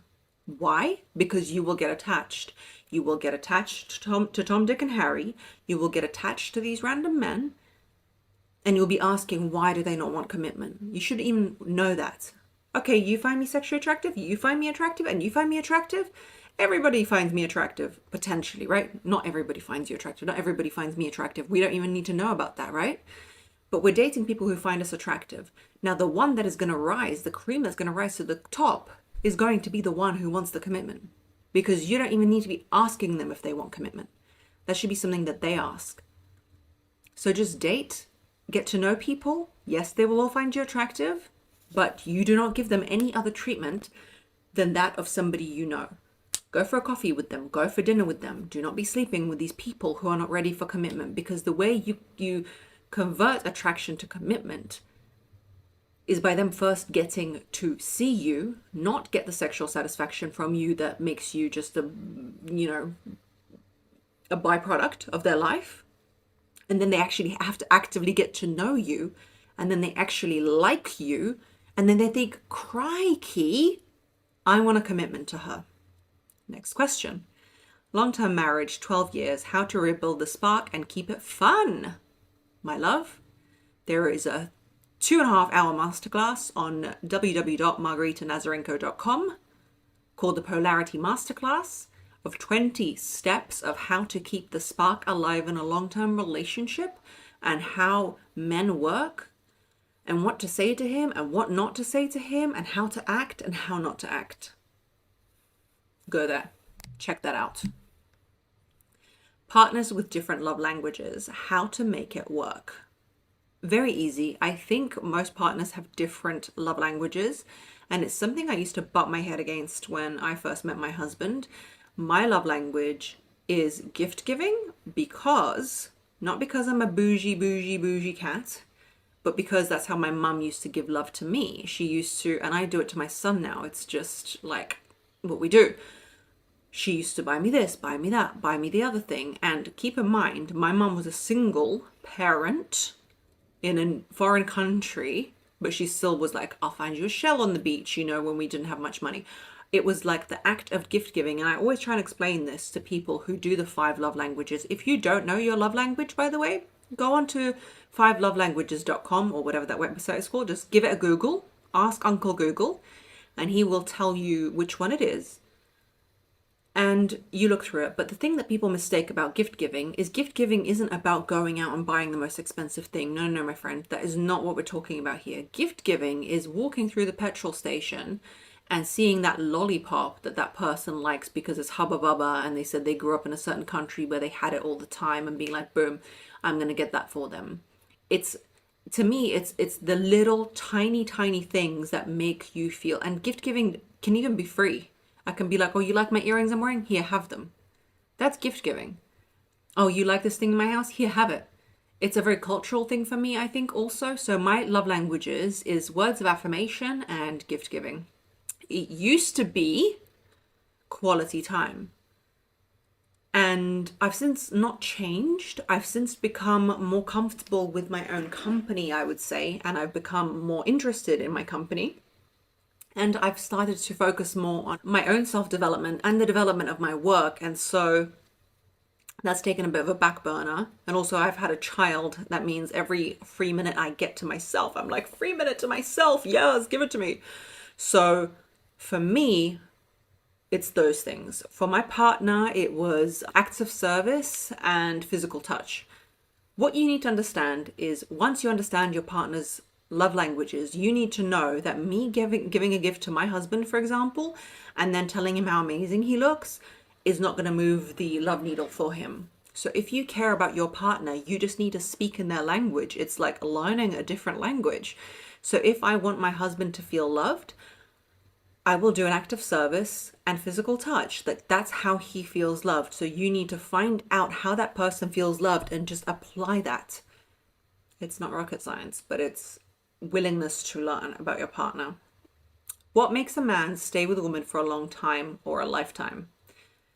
Now, this is a very interesting question because statistically, I don't know it off the top of my cone at the moment, but it's like 70% of marriages are ended or filed for divorce by women, right? So a lot of women don't feel satisfied in their marriage. So I suppose men don't generally not stay. What men do is check out, and what men do is philander or infidelity, or they basically physically just check out of the relationship. They are not there even though they are there. So the question is more how to make your man loving and present. And again, the Polarity Masterclass is all about that. But in order to answer it here now, the answer is for you to be irreplaceable in his life. And that takes the study of the individual man. Some men will just stay with you because they have that loyalty gene and they're very loyal and they want to be with that one person. And sometimes you see the biggest shrew of a woman. I mean, she would drive like a nun crazy and to impatience. A monk, she would drive him crazy. But the thing is, that man's just loyal, and the way he was brought up, maybe it was a church, maybe it was something that he just wants to be steadfast in that relationship and believes in being there for the children. But for the average man, you need to become irreplaceable in the knowledge of him and study. There is a quote, and I really believe in it, that a man needs to love a woman in his life, love her completely, adore her, and not have to understand her much. Because to understand a woman is very, apparently for them, difficult. I don't know why. It seems very easy to me, but apparently it's very difficult. But you just have to do what she requires without having to understand. Because when men try and out-logic us, they try and go, oh yeah, but why do you need that? Why do you need this? Why do you need approval? They just don't get it, yeah? So just love me. You don't need to understand me. Just love me and give me what I need. Whilst us, it needs to be the opposite way around. We don't need to love them that much. Like, not like we love our children. We need to love our children like that. And then we need to understand them a lot. You need to understand what makes them tick, what makes them upset, what makes them happy. It's like studying like an animal, like you're Darwin and you're studying this species, okay? And once you get to understand them, you can, as I say on my TikToks, manipulate them. And I mean this in the kindest, best way, but into happiness, like the biggest happiness they can experience. And that is the fountain of femininity, is being able to give this kind of like incredible joy to people, right? So you can do that for him. But most important clue I will give you into how to make him stay and be happy with you is for him to see that you see him as who he wishes to appear in this world. If through your eyes he feels like Superman, if through your eyes he feels like he can accomplish anything, if through your eyes he feels like whatever it is he wants to be, like the smartest, the baddest, the coolest, if he sees that, like True Romance, that movie, if you've ever seen it, if you haven't seen it, run and see it, when she says to him, you are so cool. That is what a lot of men are missing. And that is what a lot of them go for in the side projects that they have on the side, because they just are craving to see themselves through the eyes of the feminine, a confirmation as to who they believe that they are. How long do you need to date your man before you ask for money or your bills to be paid? Okay. Margarita's confused. Why do you need your man to pay your bills? I know it's an American cultural phenomena where we're getting random men to pay our bills, but just like I say, we're not sleeping with random men. We're also not asking them to pay our bills. Because if you're here and you're listening to my content, then you know I believe in long-term relationships. I believe in family. I believe in the core of the community of that. So for me, random men paying my bills is not where it's at. They can take me on dates. They can give me gifts, please. Of course they can. No problem. Like before I was married. Give me whatever it is you want to give me. And women should not feel guilty when a man, a lot of you write to me, oh, I feel guilty he bought me this. Why do you feel guilty? How he spends his money? It's absolutely on him. But for you to ask, that's the question. Before you ask for your bills to be paid, that is not his obligation. He's not your husband. Like, just like I say, you should not be doing wife duties. He should not be doing husband duties. He should be paying your bills and looking after you monetarily after he said that that is something that he wants from you, after you guys get engaged, after you guys decide that it's a long-term relationship. In many cases, and a lot of my cases, men wanted to do that anyway. And that's fine. That's on them. But it's not something you should be asking. It's not an obligation that he has. Because afterwards, you are then obliged to create that kind of marital, as you say, we're acting married life with him. And that is not what you want. You want to be able to date. You're going to shoot yourself in the foot. You want to stand on your own feet monetarily, my love. You want to have your own independence until you're willing to give it up, which is what marriage is, giving up that independence for that person who is worth it. How do we find that person who is worth it? By not getting our bills paid by randoms. Because then you're going to get locked into that relationship with that person, and that is not what you want. How do I find a provider man? How do you find a provider man? Is when you're going on the dates, assessing his behavior and telling him the type of life you want to live. Like I said, I want to live in Wisconsin. I don't want to work. I don't want to this, that. From this question, to me, it sounds like you want someone who's going to provide for you. That is absolutely fine. So you need to voice that. Not, are you a provider? But you need to ask his values, see what he is like, tell him what you want. The biggest way to make a non-provider man run, which is what you want, if you want a provider man, is tell him you want to stay at home and have a couple of kids. He's going to run. And then you'll know. What should a woman do when she brings up a situation and her husband shuts down? You know, there's a lot of rhetoric about this, about, you know, I want to talk to him and he just shuts down, da da da. I will tell you the biggest piece of advice, because I'm a talker, I'm a communicator, I can talk till the cows come home, is that you've probably overextended the way in which you talk about something, and you have maybe made him feel guilty or to blame for it. And you need other outsources like friends in order to talk about it. Unless, of course, it is something he's done wrong and therefore he shuts down because he does not want to address it. And I think the best solution for this kind of thing, when someone shuts down, child, husband, dog, whatever, is to walk away and leave it. Because bombardment of the same issue, I've learned the hard way, I love a bombardment, does not work. You need to not become the center of, I will tell you this anecdotally, the best thing you can do is drop it, because then, like a small animal, they come out of their cave asking to connect with you again. And you can say, look, this issue is really bothering me. You know, the fact that you haven't hung the painting. Tell me when you're ready to talk about it. It's very good to book time with men, because then they feel that their time is respected. And remember, men want respect above everything. And we probably want love above everything. If he doesn't love me after 14 months, is it possible for that to change? If you mean a mutual friendly love, then yes. If you mean camaraderie, but romantic love, no. I've said this before, I'll say it again, I've said it on my TikTok.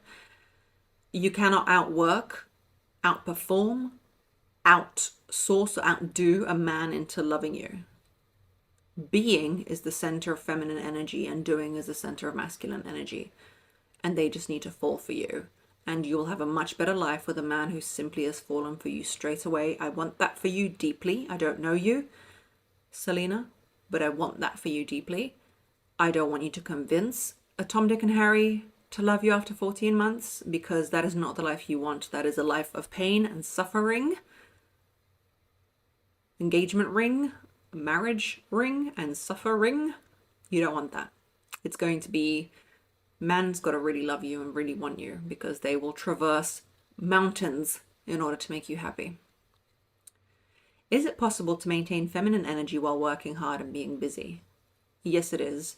If the work is at your flow and at your leisure, if you are taking time out, if it's your passion, if it's what you love, if it's what you love to do, and if it's who you truly are, and if you don't work past breaking point, then it is very possible. I work like that. I work a few hours a day, and it gives me so much joy and so much happiness. And I'm in my feminine energy because I don't have to grind. That is essentially the difference. If you have to grind and provide for people and someone's forcing you into that work, then no, it's going to be in your masculine. But if the work is at your true calling and at your center, then it is absolutely possible.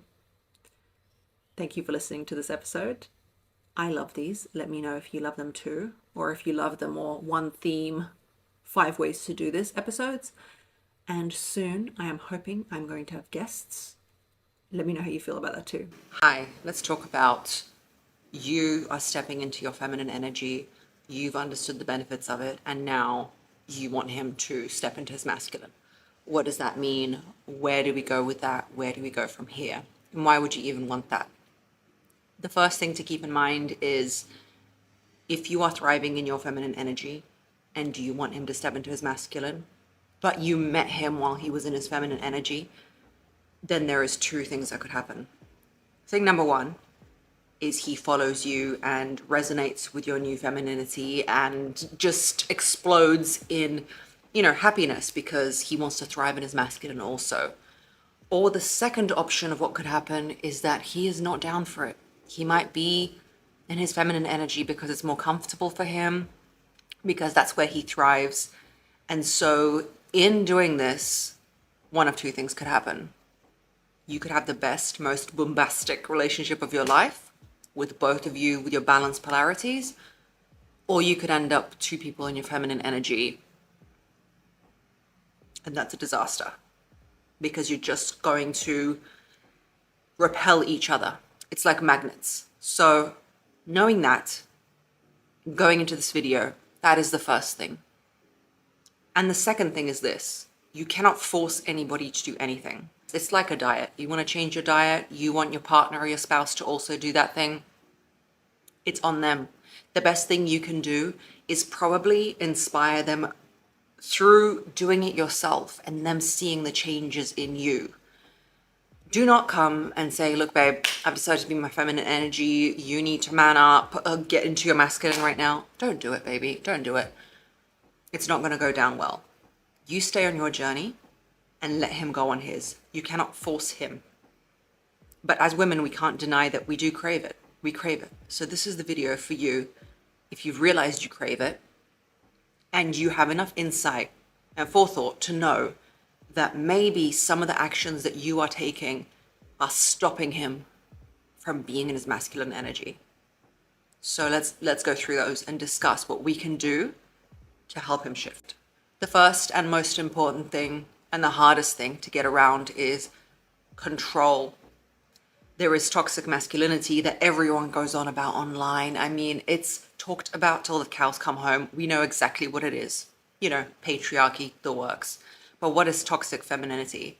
What men have in strength and power and, you know, dominance in the world, we have in our persuasion, inspiration, coercion. We all know the expression mean girl from school. There isn't a mean guy.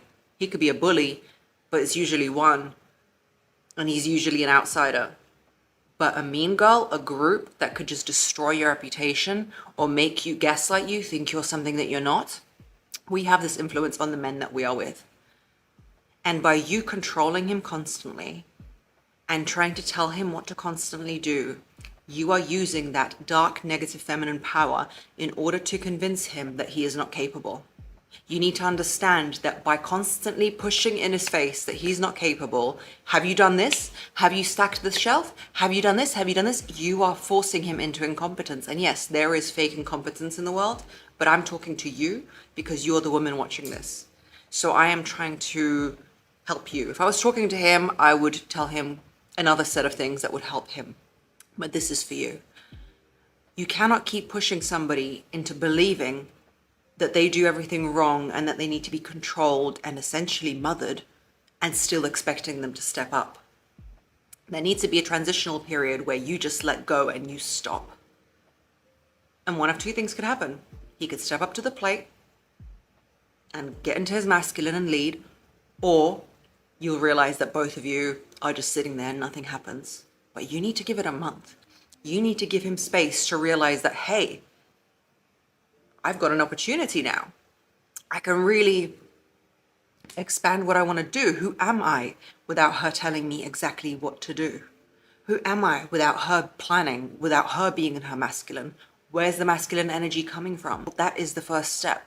Controlling. Where are you going? Why are you going? What does that mean? Where did you put that? Did you stack the fridge like I told you to? Don't you want to see who the man naturally is? Don't you want to see who you chose? For their nature, for their truth. Imagine somebody had to control you and herd you like a farm animal because they had such little faith in the reality of who you are. I don't know how that would feel, but that's definitely what we do to men. Hand in hand is nagging. That's number 2, nagging. The battery died, but we moved because we're talking about something important. The feeling of constantly nagging at somebody and trying to influence them through beration is an interesting concept because it might cause them to shift and do what it is you want them to do. But ask yourself whether you want to live a life whereby you are the driver of the ship and you have no faith in the people around you. That they might do what you want them to do, but there is not going to be an inspiration of them feeling like you are something or somebody that they want to move mountains for. And let's be honest, it's like what we crave as a woman.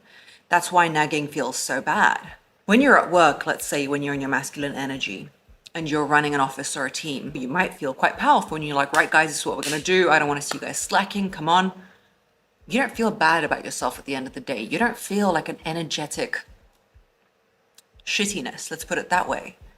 But if you have to nag your man into doing what it is you want him to do, at the end of the day, when you put your head down on the pillow and you're falling asleep, you're not like, yes, got him to do that thing. You're thinking, why is it like this? There is something in you that isn't enjoying it. And that is because you are driving that ship. So stop controlling, stop nagging. Let's see this person for who they truly are. Which brings me to step number 3, playfulness. If you are going to be in your feminine energy and you want to see him in his masculine, what kind of masculine man is he? What is he going to bring to the table? Let's see him for who he truly is. And the only way to do that is to diffuse the energy that we've been living in from being in our masculine for so long, and for him realizing that he cannot be, with playful energy. The jokes that he doesn't say anymore, the playful energy that you two don't have together needs to come back. And the only way that could happen is if you are playful as opposed to questioning him about everything. What did you mean when you said that? Is that how you see me? Do you think I look good in this? Do you think... Stop trying to get into his brain and pry out the information that to him seems so pivotal. I've come from a background of that. It's also really attached to anxious attachment, where whatever value that person holds means so much to you that you want to pull out what it is that you think they see you in a negative light about. And essentially, it causes a fight. Because a lot of times when a man is in his masculine energy, he just wants to make you happy. That is what he wants to see. And if you lack that playful, happy energy, he cannot even cling to what it is he could do to make you happy. And I know in the comments you're going to write to me, oh, but he's not done it for so long, da da da da da. First, you need to remove the wall of criticism, nagging, controlling, and deploy that playfulness. Things that he used to say that would bother you, just drop it. I used to be so bothered by comments that men would make to me when they meant something in my life that it would just ruin everything. I chose to take things lightly. If you love that person and you want to be with them, try taking things lightly for a certain amount of time. Number 4 is you have to tell him what you want, not tell him off about what you don't want. Can you see the difference? If a masculine man's main prerogative is to make his woman happy, then surely you need to understand that you need to give him the algorithm for how that happiness can be created.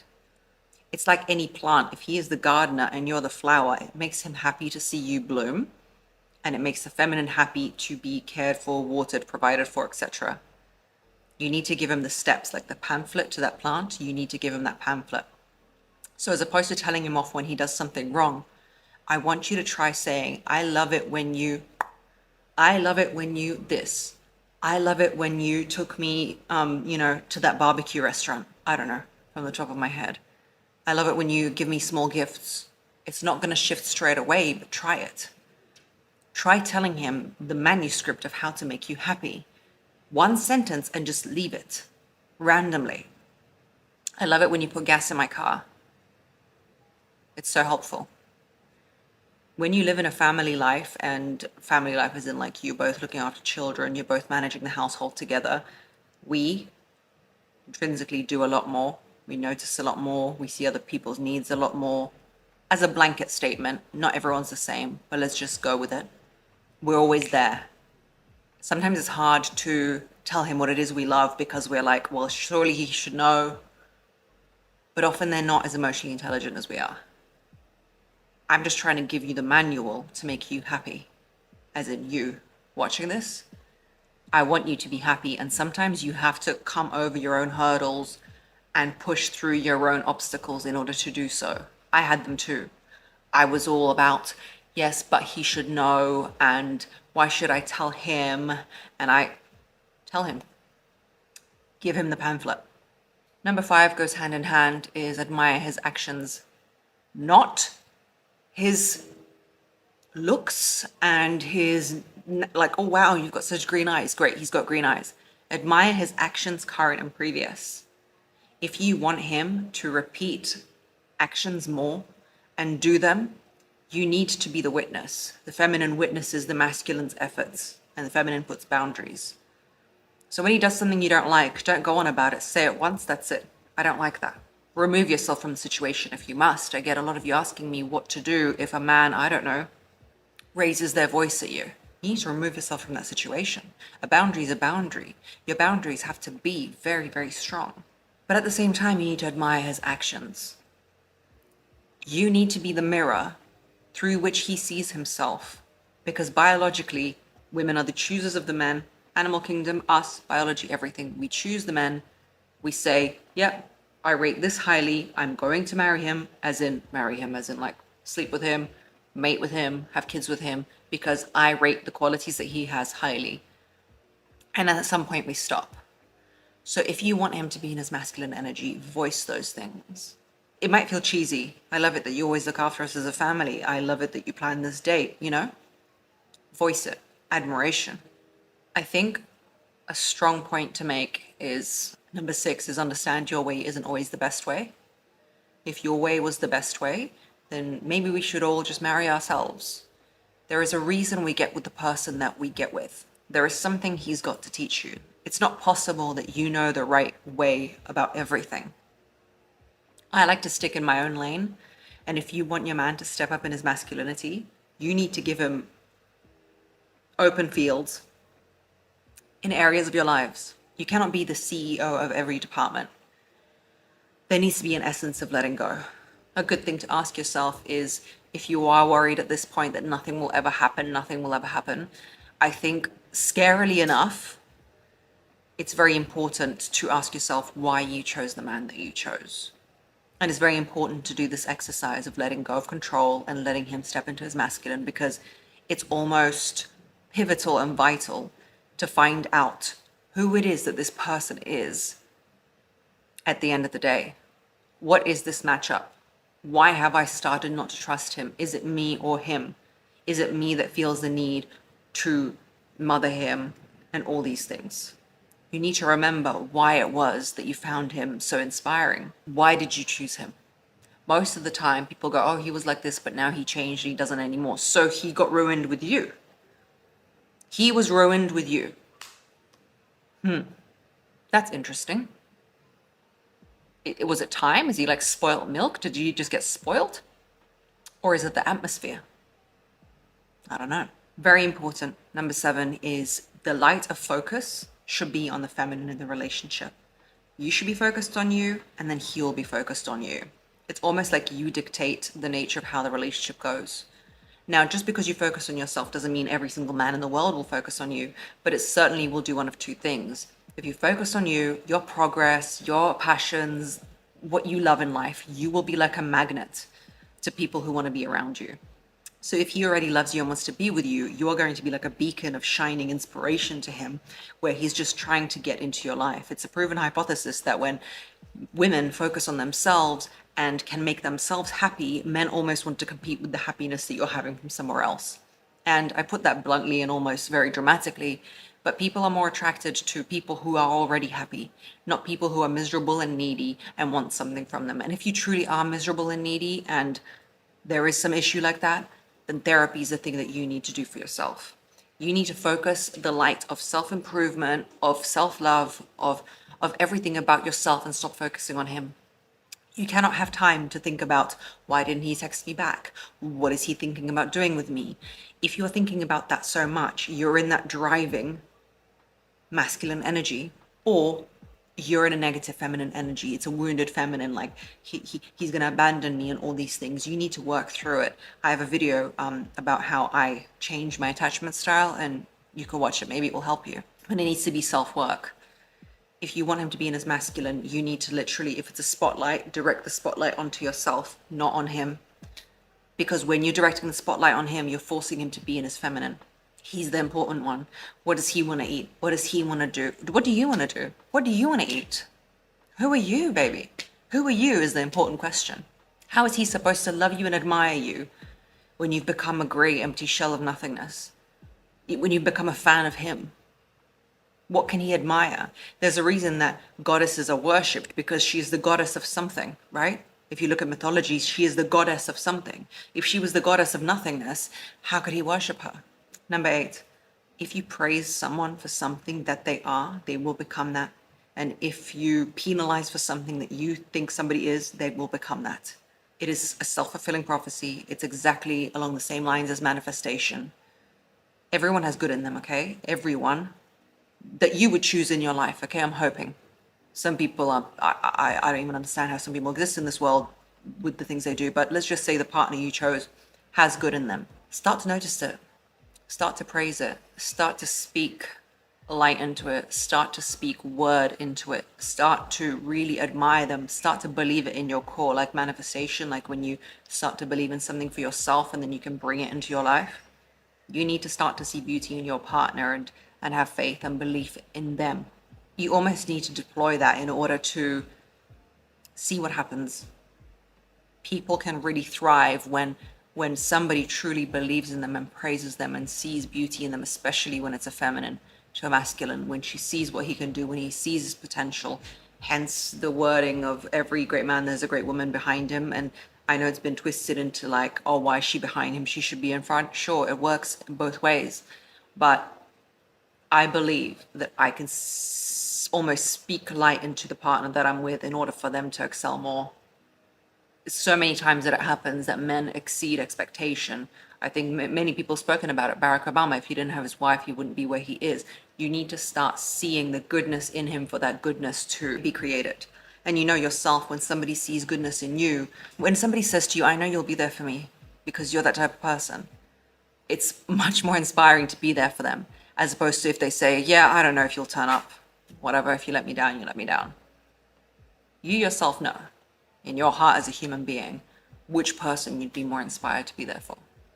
Lastly, number 9, I think the most inspiring thing, you know about the male gaze, how they see women, but the most inspiring thing for a man is the feminine gaze on them.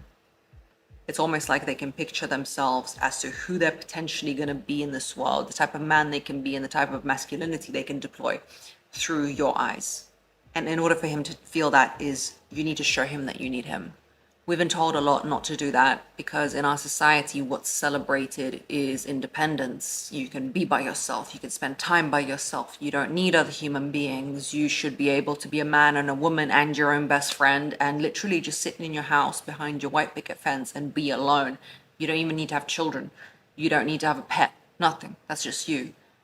But the reality is we are interpersonal beings. We need each other, the structure of who we are, even down to attachment style. When someone is born, if they are not hugged in experiments, they suffer and die despite being fed, whilst the babies who are malnourished but hugged thrived. We are so dependent on it. So I know you've been told a lot that, you know, men aren't shit and you can do it all alone, and you can, but why do you want to tell that to somebody? Don't you want to show him that you need him? Give him the freedom, stop controlling him, but at the same time, praise him and show him that he is needed by you. How do you show someone that you need them? By deploying genuine gratitude, praise, seeing goodness in them, telling them how much they enhance your life, and understanding that relying on someone doesn't make you powerless. I want to rely on my husband. I'm not going to tell this to his face, but I'll tell you, I could do it without him. Of course. But what kind of dynamic would it make in a relationship for me to sit there and tell him to his face? What is the purpose? What is the reason? What am I trying to prove? Everyone who comes in my life, I try and improve their self-worth and self-knowledge of being somebody who is worth having around and important. And you know yourself, if somebody tells you, I need you, you're the best friend I've ever had, I couldn't do it without you, it really motivates you to do more. So try it. Try doing those things. But remember, at the end of the day, you cannot make somebody into something that they're not. And you can't force a square into a star shape by pulling its corners. But you can certainly work on you, and you can make the shifts that would mean either he steps up into his masculinity, or if he's not the one for you and you're disappointed, the right person will come in to fill that square shape. Today's video is all about respect and how to get people to respect you. Usually we talk about respect in the workplace, between family, it could be in-laws, anybody, relationships. These are the few things that you need to keep in mind if you want people to respect you and the type of person you appear to be in the world. It took me a while to do the learning on this, so I want to impart it to you so that you don't have to do the learning.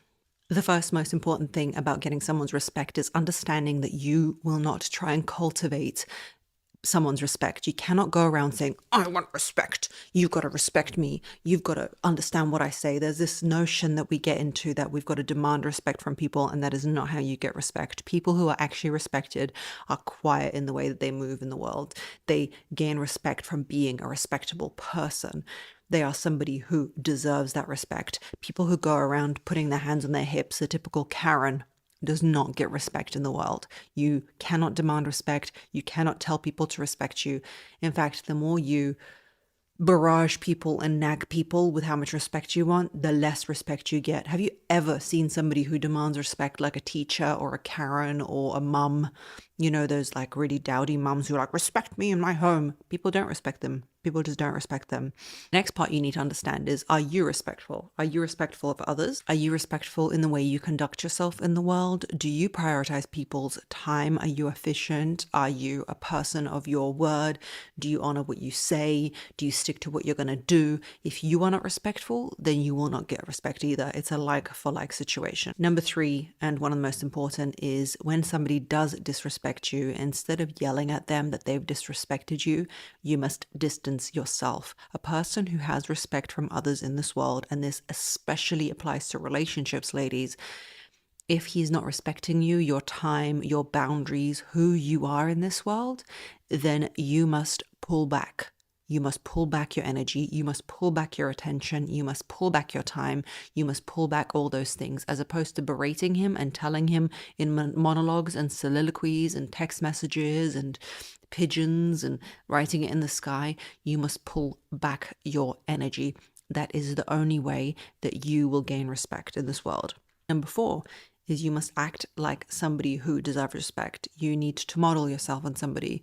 When you are not sure about how to conduct yourself in this world, whether it be you want to be a sexy person, whether it be you want to be a person who gets respect, whether it be you want to be a smart person, you need to start literally modeling those behaviors. And you might say, well, that's fake, but fake it till you make it. For example, if you want to appear smart in the world, you will start modeling someone who you believe is smart. And I am sure if you believe they're smart, they do a lot of educating of themselves in their life, don't they? They do new things, they listen to things, they educate themselves, they move forward, they read a lot. So just by you modeling that behavior, you will also become smart. Same with respect, same with garnering your own time and attention into what you want to do. Number 5, and this is very important, people who have respect from others don't let people change their emotional state very easily. A lot of anxiously attached people, like I used to be, like you might be if you've watched my previous content, and if you haven't, check it out with anxious attachment in mind. A lot of people who have respect from others don't let people change their emotional state. As in, a lot of people can be like wood in the metaphoric river of life where they just drift reacting to other people's emotions. Don't let somebody put you out of character. If somebody does something that you really don't like, think about it, sit back, try and understand what's happened. Don't always react emotively. Don't always jump in and try and attack them. Basically, don't be like any show on Zeus Network where somebody says something and they start punching each other. And if you don't know what I mean, then it's good. You haven't seen the network, it's fine, right? But basically, it's a reactive type of scenario where anything that happens, everyone's doing a punch up and they're all upset about it. Don't let people get you that emotional, which is number 6. An overly emotional reaction doesn't gain respect. And I know we talk a lot about feminine energy and to be true to your emotion, but it doesn't mean be overreactive with your emotion.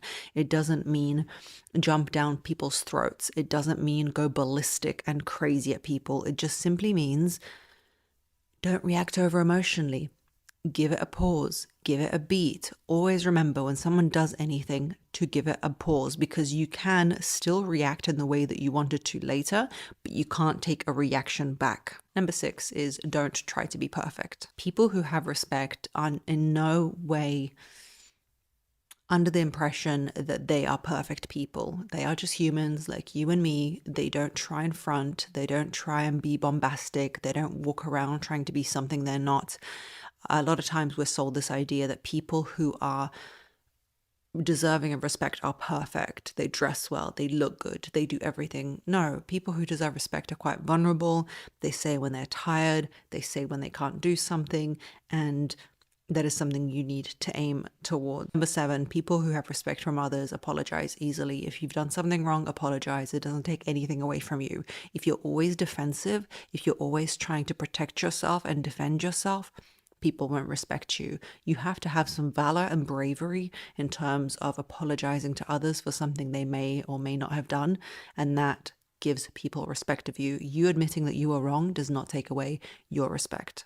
People who have respect from others say thank you for waiting for me, not sorry I was late. And yes, they apologize, like I said in the point just prior, for things that they genuinely did wrong or on purpose or even accidentally.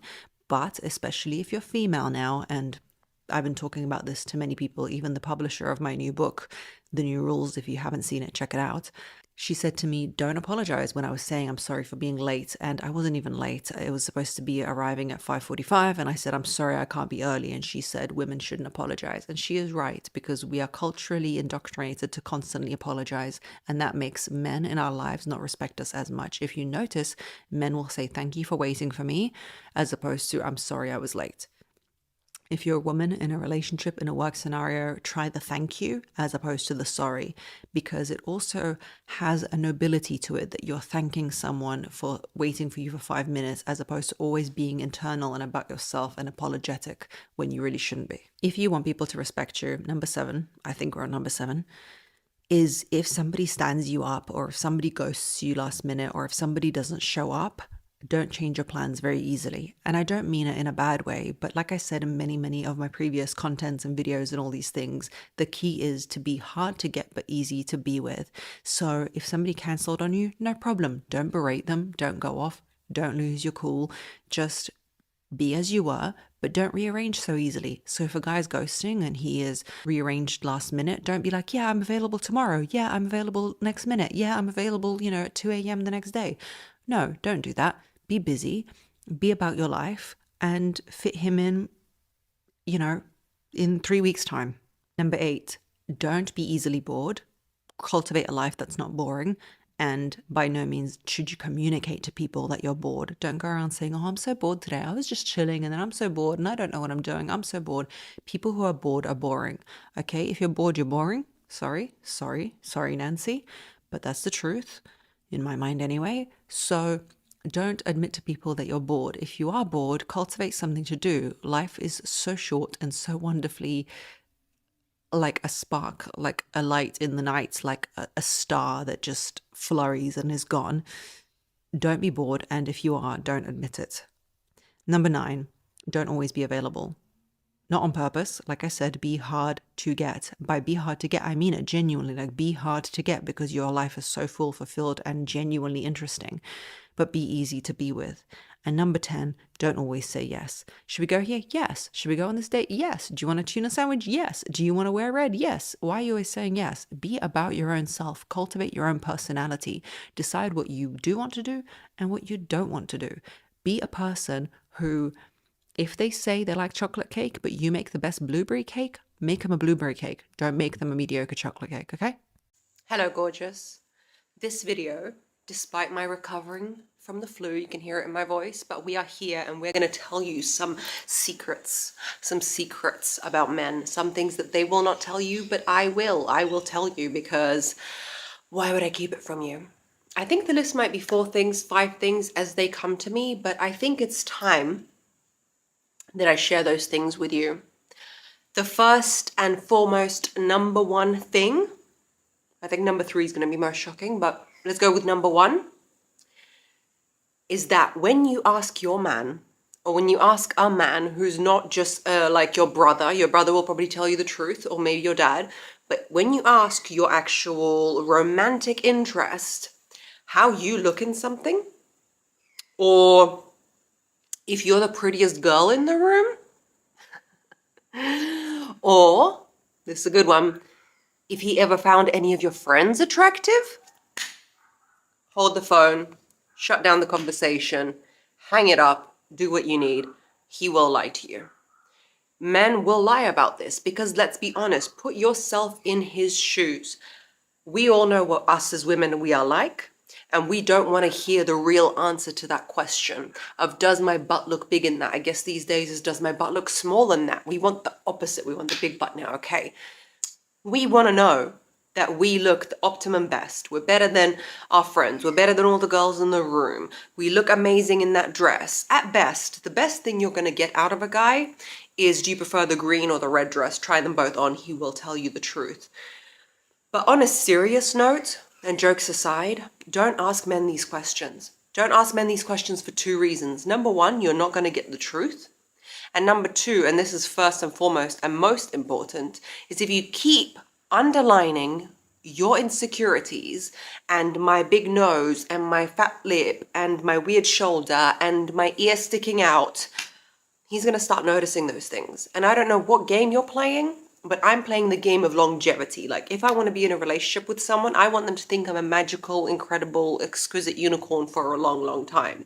So why do we point out the ugliest damn things to the person that we like? Because he might have not thought your ears stick out, but now because you don't like it, he's not going to like it. And he might have liked sticking out ears. We don't know. I remember this so intricately well. I used to know a girl who was average. She was a 5 out of 10. I know people like numericals. And beauty is in the eye of the beholder, but let's just call her a 5 out of 10 average. Me, right? Normal girl.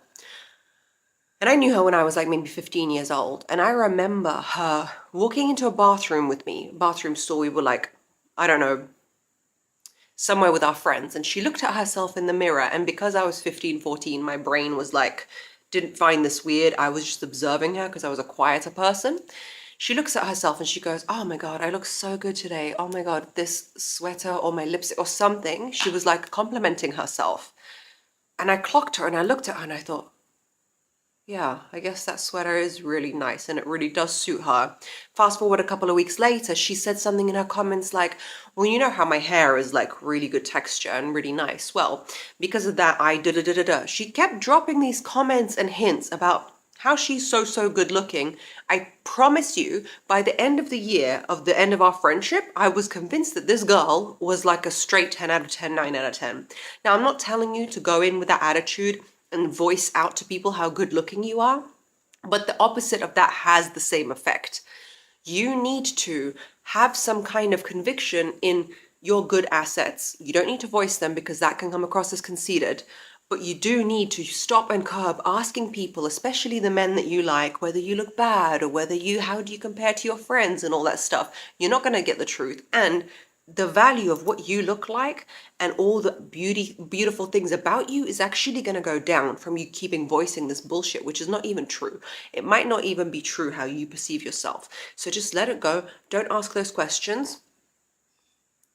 That's it. The next thing that men will lie to you about. Oh, should I say this one second? Okay, I'll say this one second.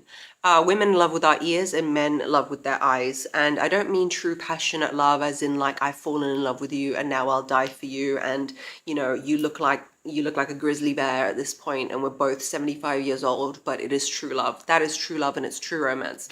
But I'm talking about relationships and longevity. And what my platform is about is to help you live the best life that you can when it comes to interaction, relationships, and self-perception as a woman. And if you're a man listening to this, also welcome to listen because you might be in a relationship with a man, right?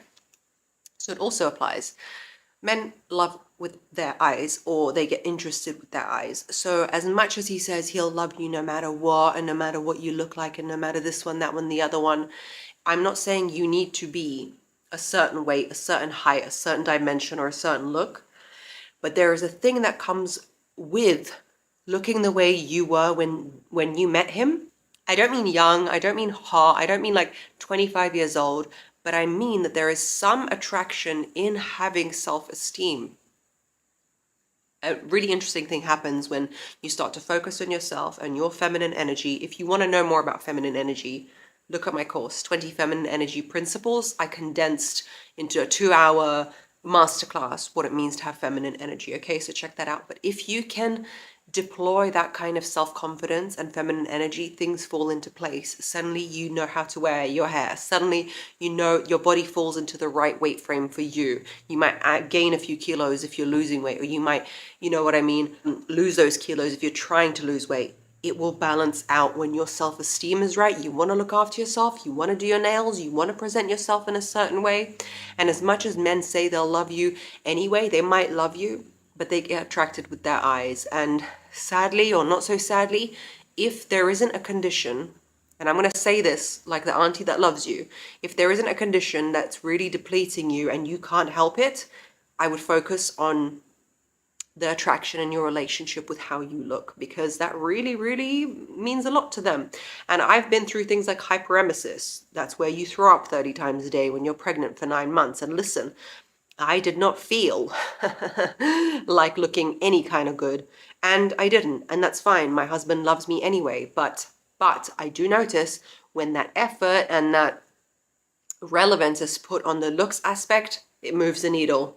I don't want to annoy you anymore with that. I know we all want to be loved for who we are and not what we look like, so let's close that subject.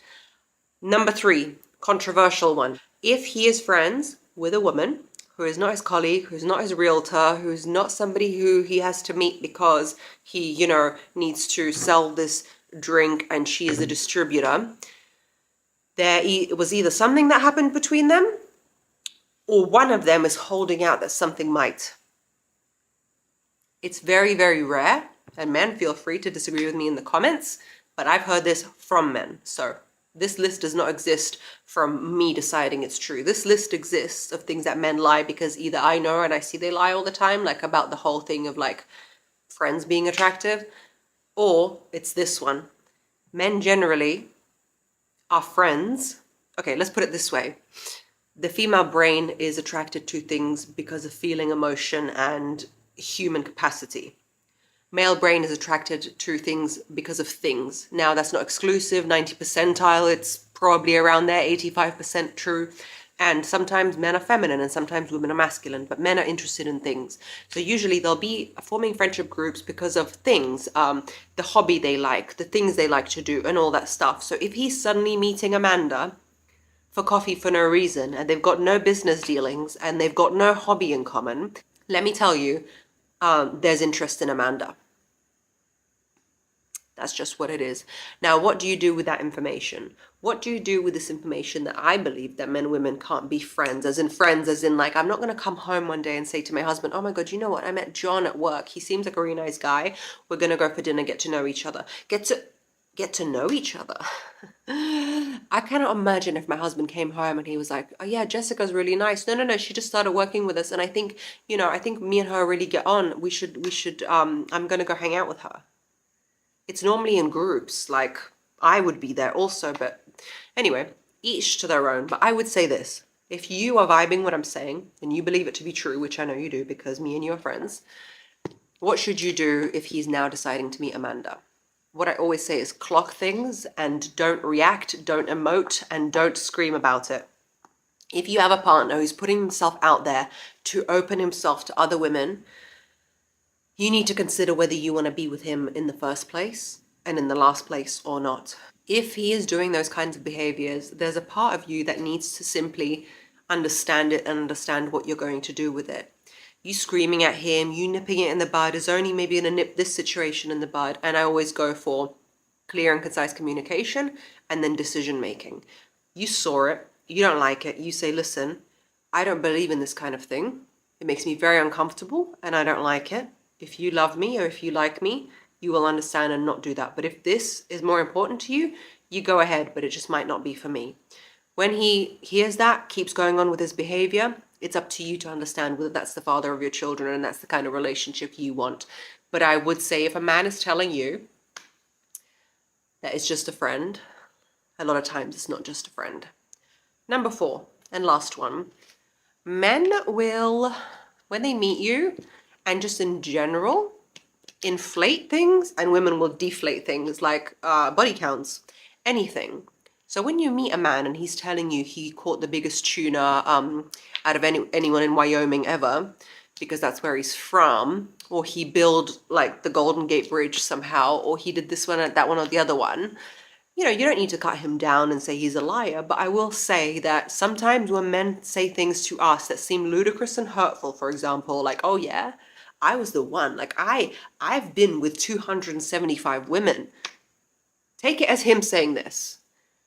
You are so attractive to me that I want you to know that by me picking you, you are more attractive than 275 women. What he's trying to do is amplify his value in your eyes because he thinks that those women giving him the tick of approval is going to get the tick of approval in your eyes. Take a lot of his stories with a pinch of salt. If he was the most intelligent in his class and passed his exams, he didn't even have to study. He slept with 1,500 women, and he, once wrestled an elephant to death. Just understand that that's a compliment, and he is lying, but he just wants you to know that you're with the number one guy. Don't take it that he is a player and he's been with all these women and all this stuff. Just let it slide. If anything, if he was a player and he'd been with all these women, he wouldn't say anything. So that's that. Hello, my little gorgeous spring chicken. Today I'm going to be talking about things you should never do. Maybe 4, maybe 5, maybe 6 things that you should never, never, never, never do with a man, that I would never do with a man, that you should never do with a man, because why would we do these things with a man, for a man, to a man? It's not a good idea. She sips her black coffee with no creamer, as you guys say in America, if you are in America. Listen, those of you who want to and are watching this at the start of July, you must join my Become Her 8-week course. It's $50 a week, or less than $50 a week. A coaching course about feminine energy. Find it in the description box, but we move. Never do this with a man. Try and find a man because you are desperate. Or when you are desperate is more the apt version of saying it. When you are desperate and trying to find a relationship, you will attract a who? A who? A predator or a narcissist. That's right, ladies and germs. When you are trying to find someone from desperate energy, number one, it's not attractive to people who are healthy. It is attractive to predators and narcissists. So when you are desperate, you will settle for things that are less. You will settle for people who do not bring anything into your life, and you will fall for people who are predatory. Narcissists love to be with somebody who they can manipulate, people who are empathic, and people who are searching for healing. And if you are in a place of weakness in your current life and you are trying to date, it is not advisable. Get to a place where you are happy and proud of the person that you are exemplifying yourself as, the character that you are appearing as, not a victim, not a broken hoof deer lying in the savannah, because you will attract that. Also, if that does not concern you and you don't mind a little bit of a narcissist or are privy to a little bit of a predator, stalking out for people who are weak, then I'll put it this way. Nobody who is sexy, attractive, amazing, or nobody in general, except for those types, vampiric types, loves somebody who is desperate. Somebody who's desperate is hard to be with. They're constantly clingy. They always want your approval. It is not something a healthy person wants to be with. So if you are a woman and you're seeking a relationship with a man, make sure you're not coming from a desperate place. Make sure you're not coming from a place of, oh, I've got 7.5 children and I need a provider, or I'm 35 years old and I need to get pregnant. You always need to buffer yourself as a woman, and a feminine energy woman at that, with paradigms which protect you. So if you want a man in your life, you should want and need a man in your life because it enhances your life, not because you just can't survive without one. If you're feeling weak and in need of counsel and attention, the narcissist will smell that out. You want to present the best of you, the most resourceful version of you, to a relationship, and therefore attract a more resourceful person. There's a kingfisher on my balcony. That is quite amazing. The best way to do this is write a list of the type of person you want. Traits, looks, hobbies, 6'5", finance, trust fund, blue eyes, and then write down what type of person they would want in return. okay? Because a lot of us write these lists till the cows come home about the type of guy that they want. He's going to be this, he's going to be that, he's going to be empathic, he's going to be generous, he's going to be gorgeous, he's going to be all of these things. And then it turns around and you look at yourself and your list of traits, and you are not the type of woman he wants. So the second list you need to write is, what type of woman would he write on his list of traits that he wants? And now there's a lorikeet parrot on my balcony, okay? I just want you to know that I am Snow White in here. I'm Snow White in this bitch. These parrots are all coming around me. Create your own universe of happiness and you will attract the man you want. If you want a man who's attracted to desperate women, then go about your bad self and find him when you're desperate. If not, never do that. Number 2, never be with a man who pushes you away physically or makes you feel ick. We've never discussed this on this podcast, but science has proven that if somebody makes you feel yucky by their odor and scent, that means you're not biologically compatible, even if you're not planning to have children together, because that is what this trait is for. It means your DNA doesn't match. It's still not a good idea to push through and be like, it's okay, he smells like shit, but he's a good provider and he is good looking on paper. Do you know how many men are good looking on paper that I don't find attractive, and how many strange looking men I do find attractive? I don't mean in everyday life I find strange looking men attractive. I mean throughout the history of my life, I've found men who aren't quintessentially attractive to be attractive just because of it turns out to be biology. I don't know. You know, on TikTok and a lot of places, there's been this conversation and this rhetoric about a few things, that if he makes you sick, or if you often get, what are they called? Urinary tract infections, UTIs. It's your body telling you not to be with him and your pH doesn't match. I need you to look out for a man who's good on paper, who's you're forcing yourself to be with, or just because you've been with him for a long time or you like him a lot. I'm not going to name names, but I did have a partner in the past who I felt that way about. He was just really good on paper, but I was like, I see him more as a friend, but surely romantic relationship starts with friendships. But every time he'd be like trying to hug me, I'm like, oh God, please, why is this happening? And not in a major way, but like in an underlying slight way, where I was trying to convince myself that it was a good thing.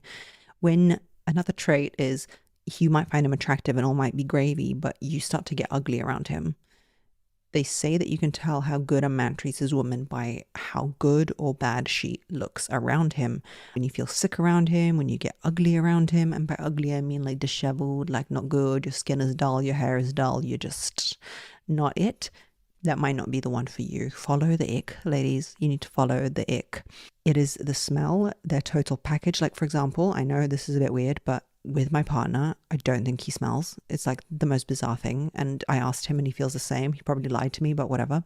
As if a man would ever tell a woman that she smells. But I just genuinely don't find, like, I can tell that he, you know, has been working out or sweats, but it doesn't smell to me. Let me tell you, an average person, like when they work out or whatever, an average man stinks to me. Okay. So that is very, very important. You need to have the trifecta of being attracted to that person body wise, and then also soul and mind. The soul ick is like, you know, when you look at someone and you genuinely, your soul just feels at peace being alone with them.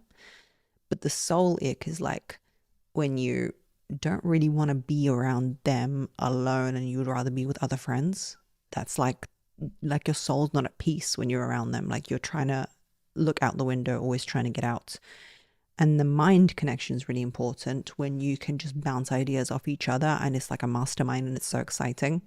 A lot of times the mind ick is like you're listening to him and you're like, WTF, ick. You know, you're talking about stocks again. I can't, you know. So you need to follow the ick. So number 1, never lead with desperate energy. And number 2, follow the ick. Number 3, en de toi. Never create a codependent relationship. It's so hard for us ladies to not do that. People who can't live without each other. It's Romeo and Juliet love. Oh my God. Do you know how good it feels being female and like being in that kind of Romeo and Juliet scenario? We can't live without each other. You're texting him, he's texting you. You're on top of each other, like communication wise all the time. But always, always, always, mark my word, men get sick of it. They get sick of it. Because you start creating control in an environment as a woman. Women who enjoy this kind of like closeness in a relationship are often anxiously attached. If you haven't seen all my anxiously attached content, browse my content, especially my YouTube channel. You will find a lot there. But I'm telling you, if you're going to lead with your anxious attachment, it's going to create a relationship where right now you're like otters frolicking in the water, but sooner rather than later, he's going to start to run away from you and you're going to start chasing because you're going to crave that closeness. Women who are in that kind of codependent relationship love to create an element of guilt. They love to lead with those, I've had your 2 children, I've had your 7 children, how could you do that to me? I've done this, why would you do that? I've done that one, you could do that one. I've given you my best years, all of that kind of rhetoric. Or I've done this, how could you be looking at someone else? All of that stuff. And my question to you is this. Those things all might be true. You might be doing all these things for him. And let's take it down a notch. Let's forget the children and all that stuff. You're just dating. And you're like, I moved cities for you. I cancelled my friend's dinner for you. I've done this for you. If that is true and he takes it in and he's like, oh yes, I better be with Jessica because, or I better be good to Jessica because she cancelled her dinner plans and didn't see her family for Christmas. Like, do you want someone to be with you because they feel sorry for you? Is that the dynamic you want, that they feel sorry for you? You don't want to be that kind of like queen, princess, whatever it is that you guys call goddess that he's chasing. You want to be the creature that he feels sorry and guilty for? Oh yes, quick, I better not text any other women because she's given up 5 years of her life. Oh, alas. What can we do? Better be faithful to Jessica. You like want to be that guilt-inducing shrew? No, I don't think so. That even sometimes when you do feel like he owes you a lot for what you've done, it's better to swallow that than to exemplify that, because if he already doesn't feel that you've done so much and therefore he owes you some kind of loyalty or love or appreciation, like when women say, you don't ever tell me that I'm this anymore. You don't, well, you know what? What, you want him to tell you because he feels sorry for you?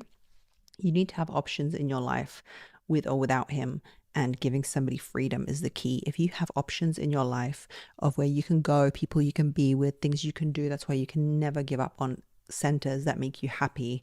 Yoga, whatever it is. I said yoga because for me it's yoga, and I've abandoned it since having a baby because my baby's glued to me, glued. And when I've got a nanny, I'm working. Okay, so that's my own choice. That's my yoga at the moment, is this podcast and creating things for you. Okay. Number 4, agree to a partner that is below you. A woman in her feminine energy and her goddess energy never agrees to a partner that is below her, because why? When we start to disrespect a guy, that's when everything goes to shit. It goes to hell in a handbasket.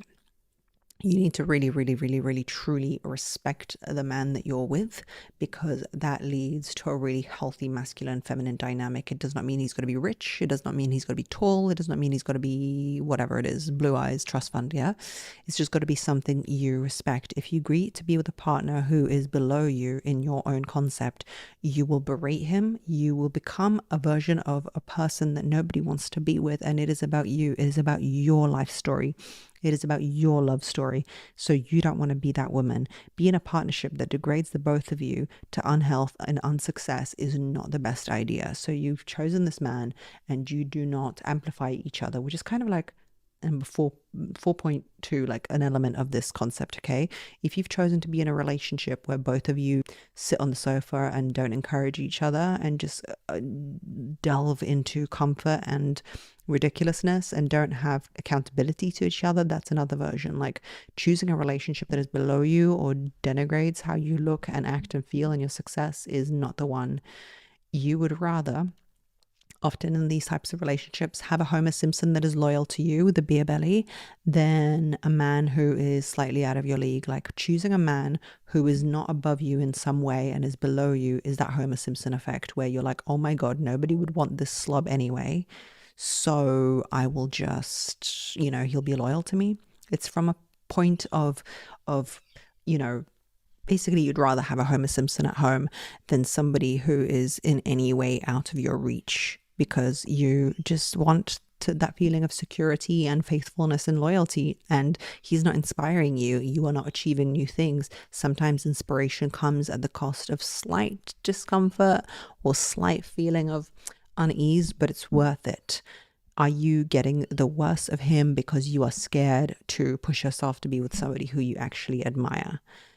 Lastly, women who are feminine energy and know what they want and are all in their goddess energy never suffer in a relationship. If you're suffering in a relationship, something has gone awry. You need to change it. If it doesn't add to you, you don't need it in your life. That is a fundamental rule, ladies. Adhere to it. I love you lots like jelly tots, and I'll speak to you on the next one.